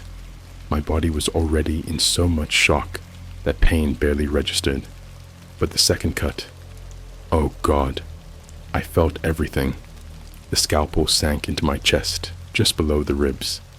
A horrible, wet sound filled the room, like meat being torn apart. My vision blurred. The edges of the world went white. I was going to pass out. I was going to die. And then, it moved again. Something pushed against the opening, like it was trying to crawl out. And I saw it. Not all of it. Just a glimpse. Something wet and slick and pulsing. Something coiled like a mass of veins and muscle, squirming inside me like a nest of snakes. It wasn't an infection. It wasn't a parasite. It was a piece of something bigger, something not human, something ancient. I gagged. My vision swam. I tried to reach inside, to pull it out. And that's when they grabbed me, the thing that wore my dad's face. I don't remember blacking out. 1 second, I was clawing at my own chest. The next, I was strapped to a gurney. Tight leather restraints bit into my wrists and ankles. The bandages on my chest were gone, replaced with something cold and metallic. Surgical clamps, holding me open. I couldn't scream, couldn't move, but I felt everything. The air conditioning blowing across my open flesh, the warm, wet sensation of my own organs shifting inside me, and the sound, a low clicking, like mandibles snapping together, like a mouth with too many teeth. The lights above me flickered, buzzing loudly like a swarm of dying insects. Shadows moved across my vision, figures in surgical masks. Their voices were muffled, distant, but I could still make out what they were saying. The integration is incomplete. It's rejecting the host. We need to sedate. And then another voice. One I knew. Number, let him stay awake. I turned my head, and there he was. My dad, or the thing pretending to be him. He wasn't wearing a mask, because he didn't need one, because his face wasn't his anymore. The skin around his mouth had split open, stretching too wide, revealing rows of needle-thin teeth. His eyes were completely black, like 2 holes drilled into his skull, and when he smiled, his whole face moved, like his skin was just a mask stretched over something else. Something wrong. You should have never looked, buddy, he said softly. And then he reached inside me, the hive inside me. His fingers, if they were fingers, slid into my open chest cavity. I felt them wrap around something deep inside me, and pull. A white-hot pain exploded through my body. My vision went blindingly red, my ears filled with a high-pitched ringing that didn't stop. I was dying. No, I was being erased, because I understood, finally. This wasn't an infection. It wasn't an experiment. It was a replacement. They weren't putting something inside me. They were making room for something else, something that had been waiting, and now it was waking up. I felt it stir, not just in my chest, in my head.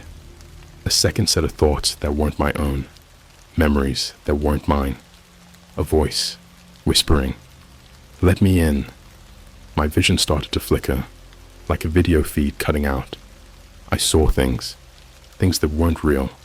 A hospital from a different time. Doctors in plague masks, carving symbols into screaming patients. Something huge and black writhing under the floor, and 1,000 voices whispering in unison. One of us, one of us, one of us. I should be dead, but I'm not, because whatever they put inside me, it's awake now, and I don't think it's going to let me go. I shouldn't be here. I shouldn't be alive. Or maybe I'm not, because ever since that night, ever since they opened me up, I've felt it. Something watching me from inside my own skin. Something waiting. And now, I think it's taken over. The black room. I woke up in a room that didn't exist. No doors, no windows, no lights. Just endless black. I wasn't strapped down anymore. I wasn't on a hospital bed. I was just standing there, alone. Or at least, I thought I was alone, until I heard the breathing. Deep, slow, not human. I turned, but there was nothing there. Then, a voice. "It's almost time." It wasn't my dad's voice. It wasn't even human. It was inside my head. I felt it like a vibration in my bones, rattling through my skull like static from an old radio. You've been chosen. The air around me shifted, like something huge was moving just beyond my vision. A whisper in my ear. Let me show you what you are now. And then the lights came on. The thing in the reflection. It wasn't a room. It was a chamber. The walls weren't drywall. They were meat. Pulsing, sweating flesh, stitched together with thick black thread. Veins throbbed across the ceiling like roots pushing through rotten wood. The air stank of something sour, something old and alive. And in the center of the room, there was a mirror, a huge, rusted slab of glass covered in fingerprints. I didn't want to look, but my body moved on its own, and when I saw my reflection, I stopped breathing, because the person staring back at me wasn't me. It looked like me, but the eyes, they were wrong, too black, too deep, like there was something else behind them, wearing my face like a mask. I opened my mouth to scream, and so did the reflection, but it didn't make a sound. It just grinned, and then the flesh walls started to move. Something pushed against them from the other side, something huge, something with too many arms. The veins bulged, the stitches snapped open, and then a hand came through, not human, long fingers, too many joints, and from somewhere deep inside the walls, I heard my dad's voice. It's time, buddy. I ran, the hallway that shouldn't exist. I don't know how I escaped. 1 second, I was in the black room. The next, I was running down a hallway that didn't exist. The walls were too close together, stretching upward forever. The floor was wet. Something dripped from the ceiling, thick black fluid, seeping into my hair, burning my skin. I ran faster, but the hallway never ended. And then, a door. A single, rotting wooden door, just standing in the middle of the hallway. I grabbed the handle and yanked it open, and suddenly, I was back in the hospital, or at least what was left of it. The dead hospital. It wasn't the hospital I knew. The lights were dim, flickering like dying candles. The walls were black with mold, the floor littered with old, brittle bones, and the beds. God, the beds. Every single one was occupied, row after row of patients, lying perfectly still, their bodies bloated and gray, their faces wrapped in bandages that were soaked through with something dark and thick, but I could hear them breathing, slow, wet, ragged. I backed away, and one of them sat up, not suddenly, slowly, like a puppet being pulled by invisible strings. It turned toward me, the bandages covering its face peeled away, and underneath, it was me, my own face, rotting, grinning.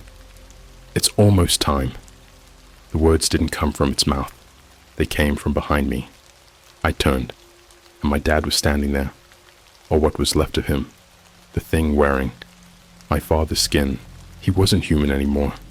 His skin hung loose, like a wet suit filled with something moving underneath. His mouth stretched too wide, splitting at the edges like rotting leather. And his eyes, they were mine. Almost ready, buddy, he said. His voice was calm, too calm, like this was just another regular day, like he wasn't a thing wearing my father's face. I shook my head. No. It was all I could say, because I knew what was happening. I wasn't escaping. I was waking up. This was where I belonged now. The hospital. The experiment. I was part of it. I had always been part of it. And then, I felt it. The thing inside me, shifting, stretching, smiling, like it had been waiting for me to understand. And now that I did, it didn't need to hide anymore. The end. I'm writing this now because I don't have much time. The thoughts in my head, they aren't mine anymore. They're someone else's, or something else is. I can feel it changing me. I don't know what I'm turning into, but I know this. I'm not me anymore. And soon, I won't be anything at all.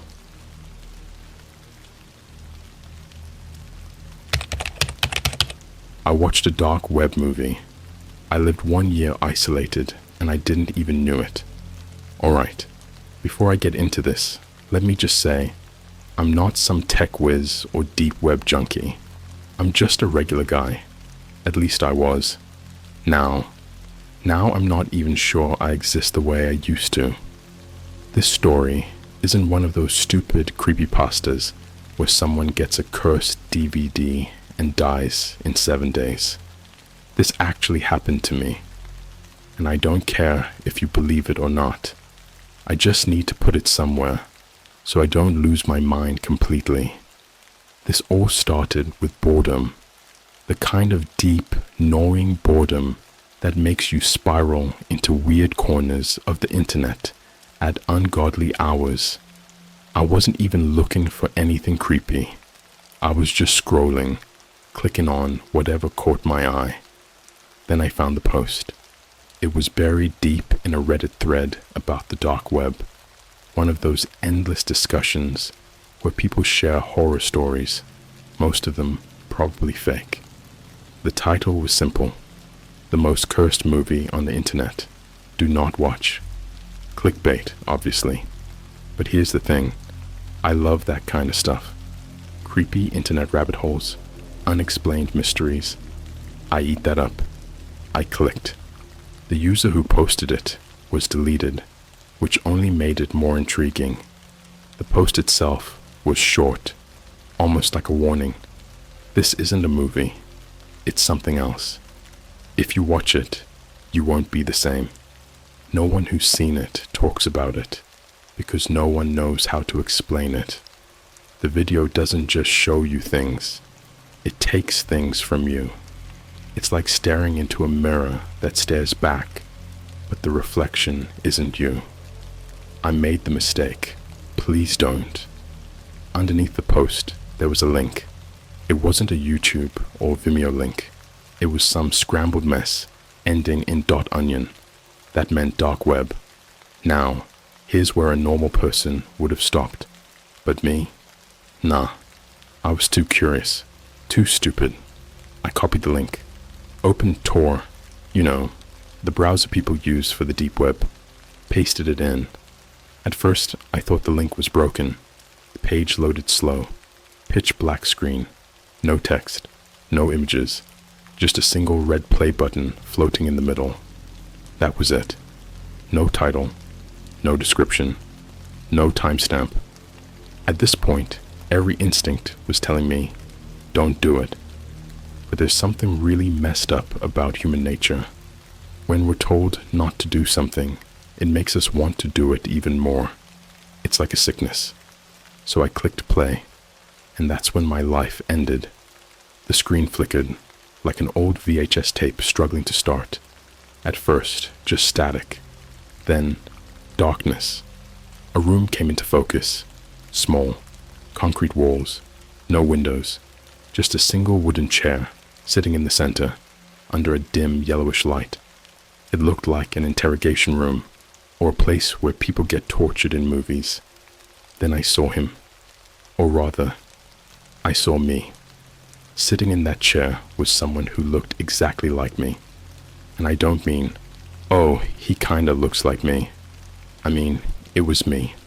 Same facial features, same hair, same goddamn shirt I was wearing at that very moment. I felt my stomach drop. My skin went ice cold. The me on screen wasn't moving. He was just staring, eyes wide open, no blinking. His arms were tied to the chair, but his face was wrong. Something about it was off. It took me a second to realize. His mouth. It was stitched shut. I panicked and slammed my laptop shut. My heart was racing so fast, I thought I was going to pass out. I sat there, frozen, trying to rationalize it. Maybe it was a prank, some deep fake AI thing. But deep down, I knew. That wasn't possible. I slowly opened my laptop again. The video was still playing, but now the other me was moving. His fingers twitched. His head tilted slightly. The stitches on his lips were unraveling. I couldn't breathe. My chest felt tight. It was like watching something I wasn't supposed to see, something that shouldn't even exist. Then, without warning, the camera zoomed in, right into his face, and that's when I heard it. A sound I still can't explain. It wasn't a scream. It wasn't a growl. It was like static, mixed with human agony. A garbled, distorted noise that made my ears ring and my teeth hurt. Then, right before the video cut to black, he looked directly at me, not at the camera, at me. I shut my laptop again and pushed it off my desk. My breathing was ragged. I felt like I was gonna throw up. Then I heard it. Knock, knock. A slow, deliberate knocking at my door. I swear to God, I nearly pissed myself. My apartment is on the 3rd floor. There's no way someone could be knocking unless they came through the front entrance of the building. But something in my gut told me this wasn't a neighbor. Another knock, louder this time.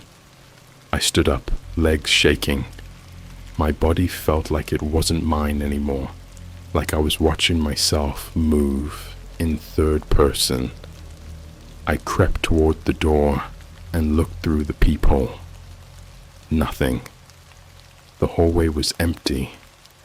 For a second, I thought maybe I had imagined it. Maybe my brain was just fried from whatever the hell I just watched. But then I noticed something that made my blood turn to ice. The peephole was wrong. It was like looking through a camera lens that had been flipped. The hallway looked inverted. The walls were the same, but the doors were on the opposite side. Even the numbers were backwards. And then, something moved. Not a person, not a shadow, something else. It was just barely out of frame, but I could see fingers curling around the edge of my door. Long, pale, too many joints. My breath caught in my throat. Then the voice came. A whisper, right against the door. You shouldn't have watched it. I don't remember how long I stood there. Maybe a minute, maybe an hour. But at some point, the knocking stopped. The air felt wrong. My apartment felt different. I turned to look at my laptop. The screen was still black, but before I could do anything, my phone buzzed. A single notification.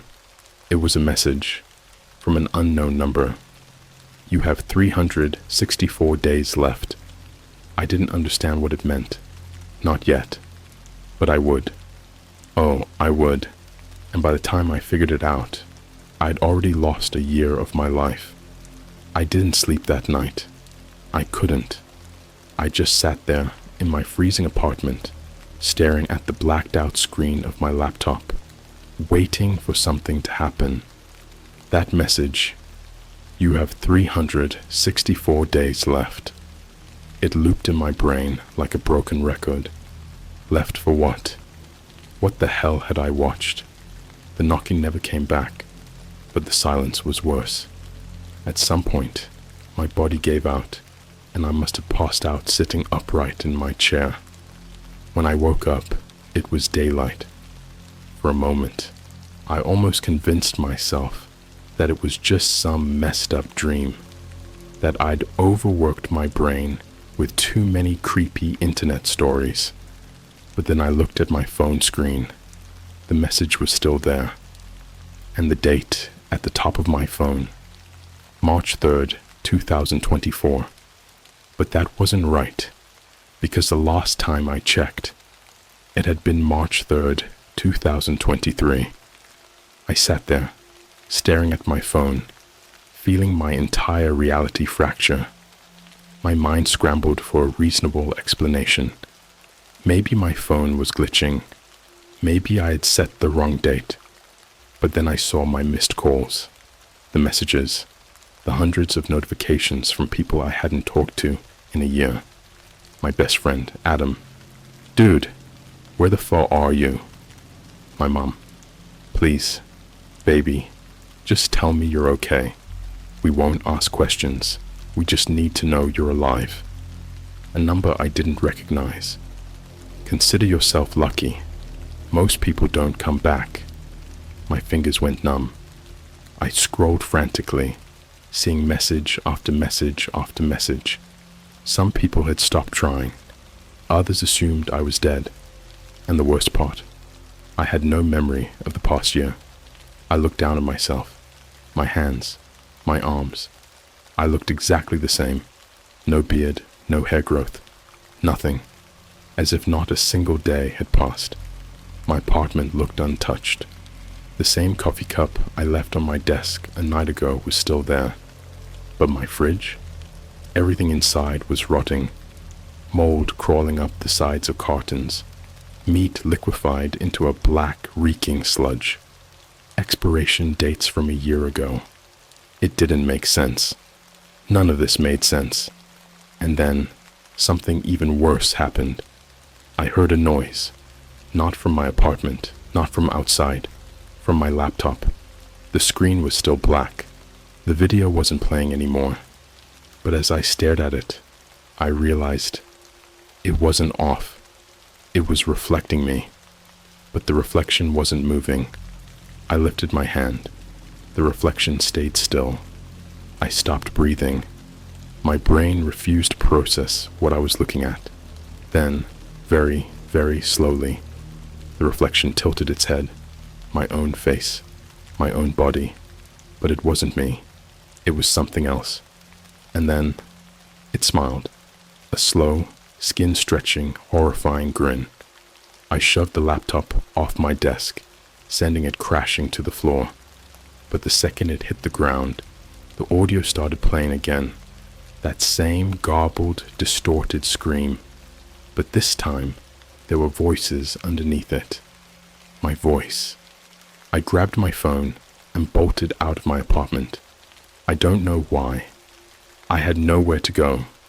My body was just running on pure animal fear. I sprinted down the hallway, past my neighbor's door, past the stairwell. I slammed through the entrance of my building, into the daylight, into the streets. Everything looked normal. People walking, cars driving by. The real world still existed. But something was off. It took me a second to realize what it was. Nobody was looking at me. Not a single person made eye contact. It wasn't just that they were ignoring me. They were avoiding me. Like they knew something. Like they could sense that I didn't belong. I turned to a random guy walking past. Some businessman in a suit. "Hey, excuse me." The second I spoke, he flinched. His face twisted in horror, like I had just whispered the worst thing imaginable into his ear. He turned and ran. Full sprint. Like a cornered animal, I felt my stomach drop. I turned to a woman next to him. "Please, can you just tell me?" She screamed. An actual blood-curdling scream, like I was about to kill her. The entire street stopped. People turned, but they didn't look at her. They looked at me, and I saw it. The fear, not confusion, not annoyance. Pure, absolute terror. Like they were staring at something that wasn't human. Like they were staring at a corpse that just stood up and started talking. I don't remember getting on the train. I don't remember finding a seat. All I remember is watching my reflection in the window as the city blurred past. It wasn't mine. The movements were off, a millisecond delayed. And then, right before the train entered a tunnel, the reflection leaned forward, like something was behind the glass, watching me. Then the lights flickered, and for a split second, just a split second, I saw dozens of hands reaching out from the darkness behind me. and I remembered the message. You have 364 days left. I don't think I came back alone. I don't think I came back as me. And the worst part, I don't think I was ever gone. Because if I lost an entire year, where the hell was I? And more importantly, what came back instead? You ever feel like you're being watched? Not in the paranoid, someone staring at me from across the room kind of way. I mean in the deep, gut-wrenching, primal way. The kind of fear that comes from something you can't see, something you know is there, even though every logical part of your brain is screaming that it isn't. That's what my life became, an endless, waking nightmare. The second I stepped off that train, I knew I wasn't right anymore. The city was still the same, but I wasn't. People moved away from me, like I had some kind of disease. The air felt heavier, thicker, like I was walking through something invisible. And the reflections, they stopped copying me altogether. The stranger in the glass. I noticed it first in a Starbucks.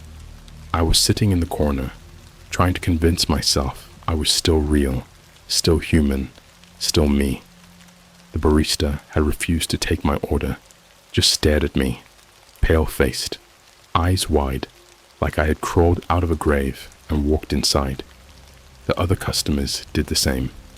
No whispers, no side-eye glances, just pure, breath-hitching fear. I sat there anyway. I needed to be around people. I needed something normal. Then I caught my reflection in the window. At first, it looked normal. Same face, same clothes, same dead, sleep-deprived eyes. Then, it blinked. But I hadn't blinked. I felt my stomach twist into knots. My fingers dug into my palms so hard I nearly broke skin. I shifted slightly in my chair. The reflection didn't move. Then, very, very slowly, it turned its head.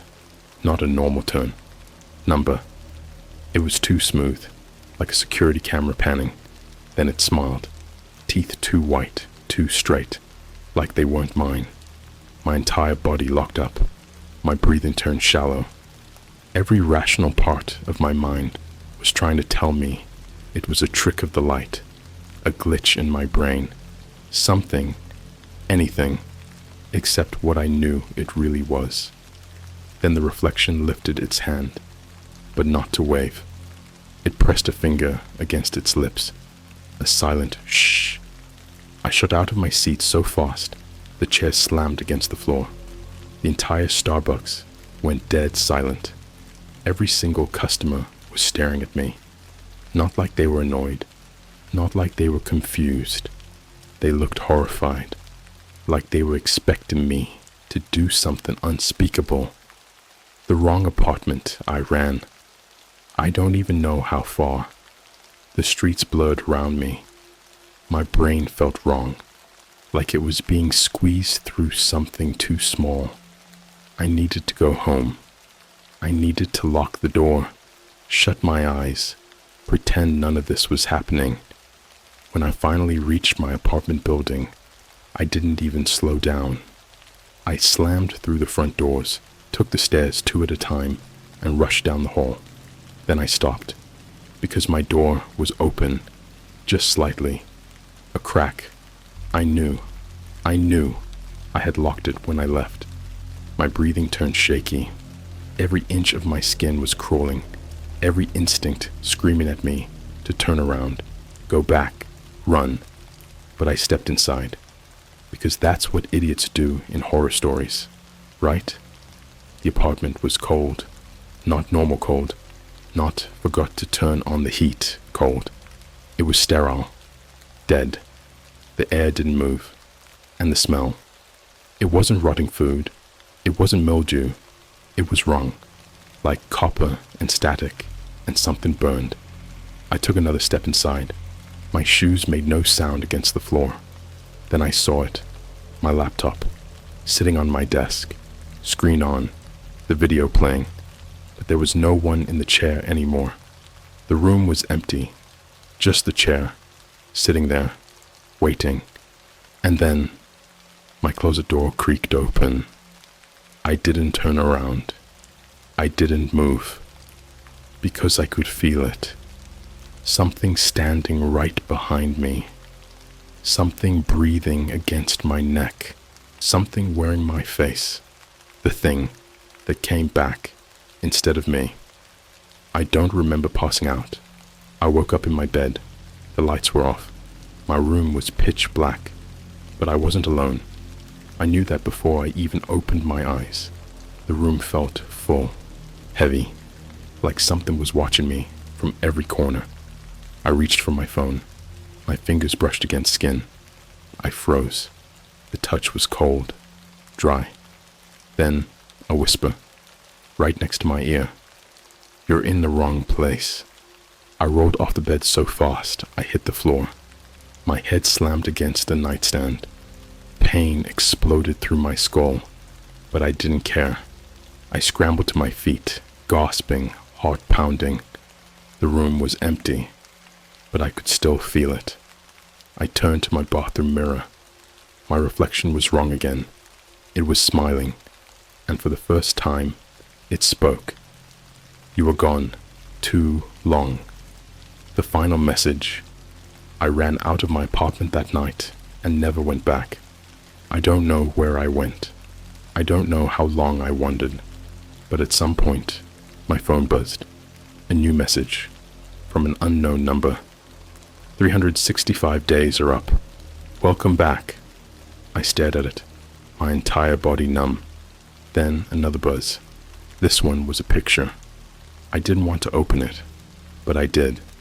It was me, sitting in that chair, in that room, staring at the camera, and in the reflection of the laptop screen in front of me, I saw what had been recording me the whole time.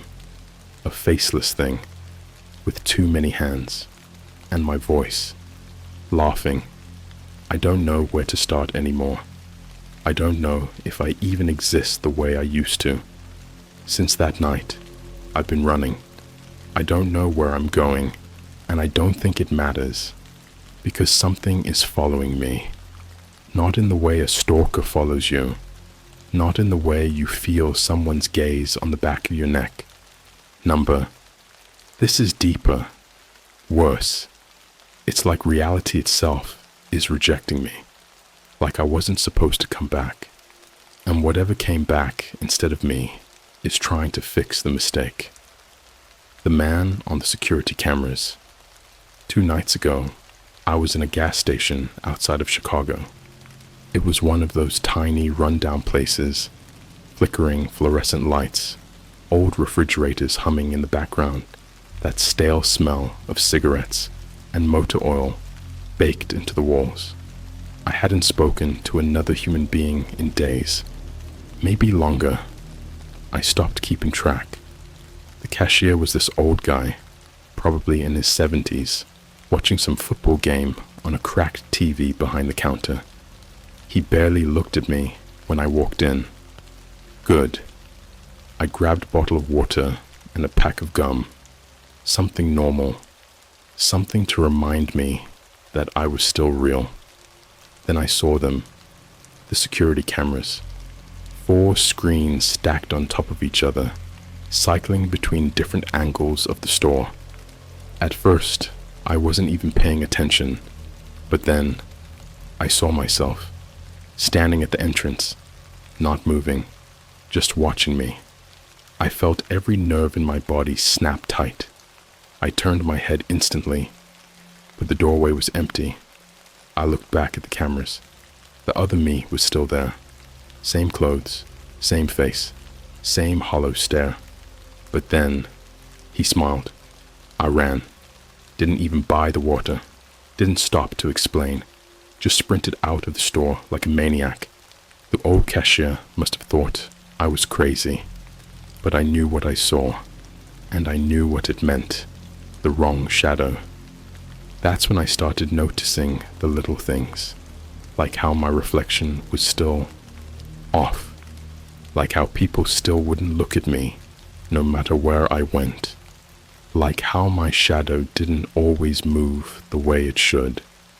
One night, I was walking past a 24-hour diner, watching my shadow stretch out ahead of me under the streetlights.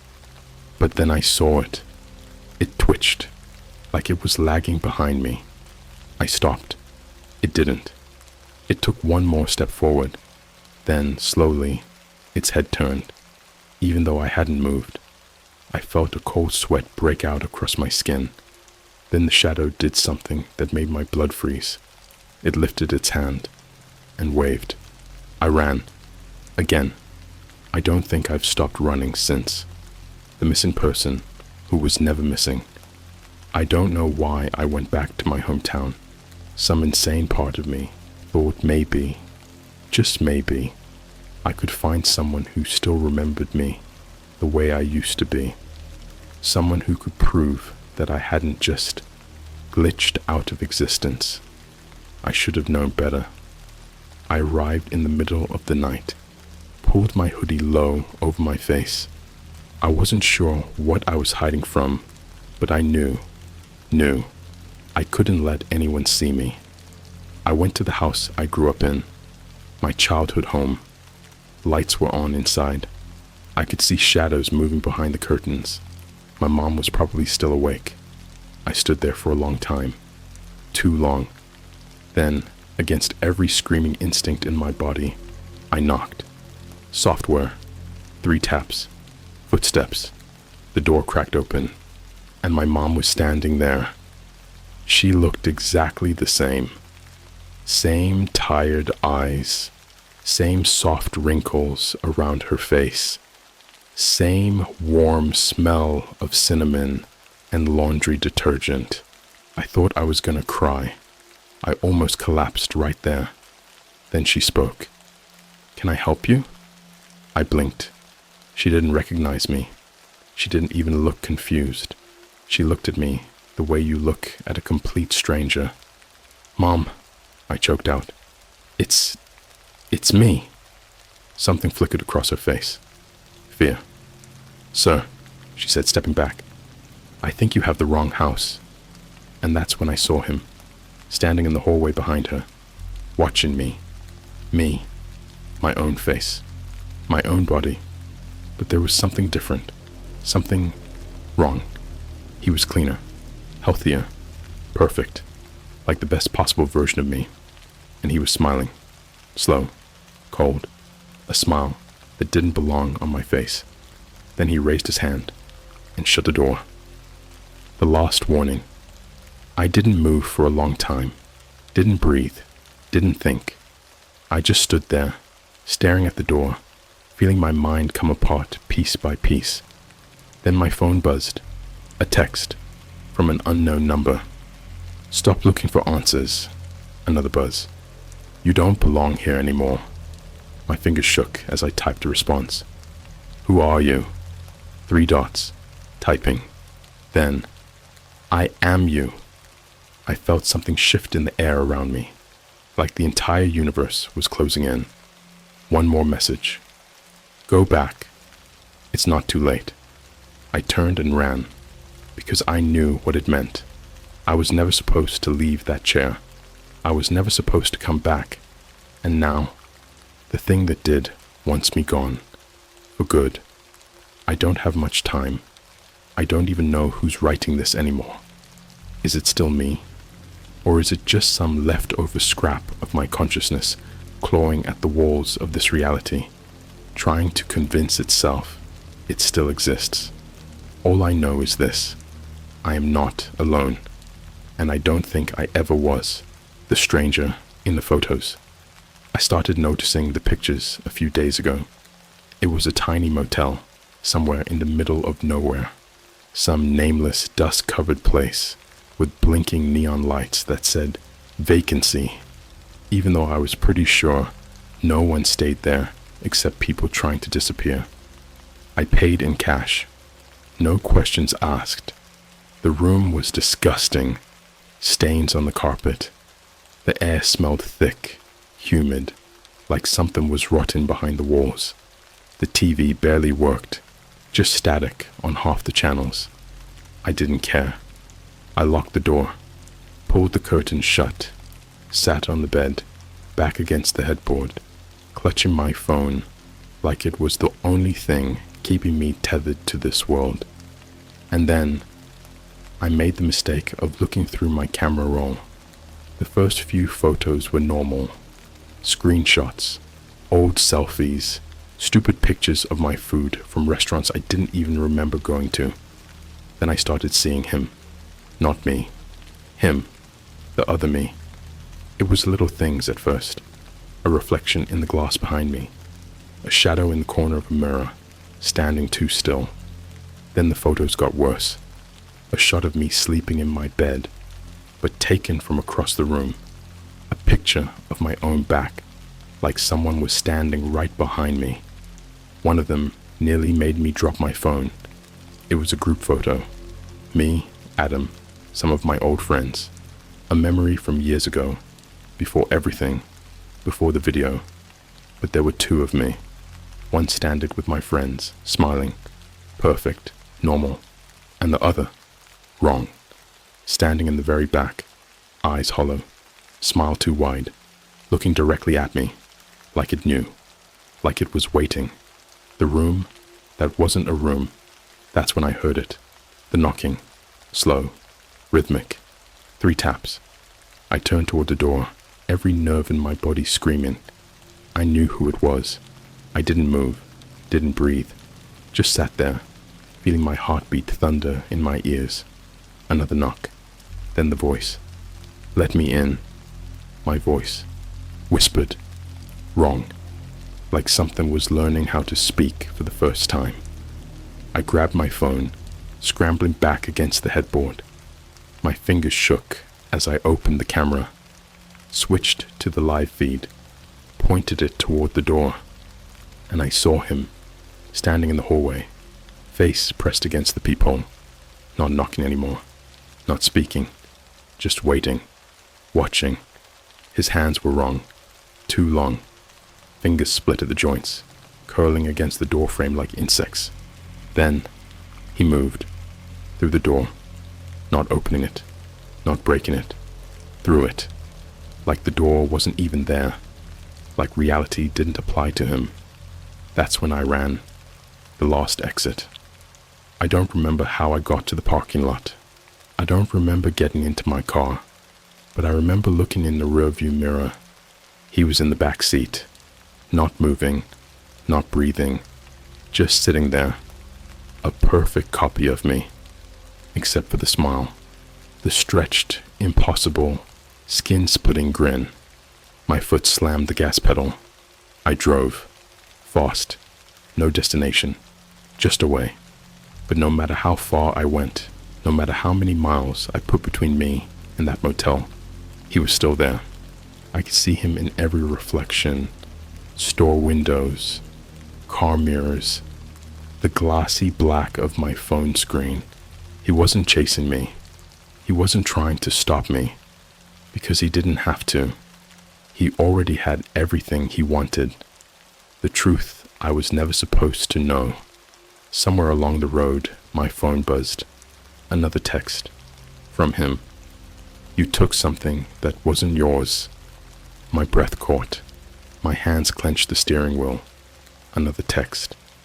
Come back. Then, a video attachment. I knew I shouldn't open it. I knew that whatever was in there would ruin me. But I did. And that's when I finally understood. Because the video wasn't a video. It was a live feed of a room. A small, dark, windowless room. And sitting in the middle of it, tied to a chair, was me. I was never supposed to leave that room. I sat there, watching myself struggle, watching myself scream. No sound, just silent terror. The other me, the perfect me, had been out here, living my life.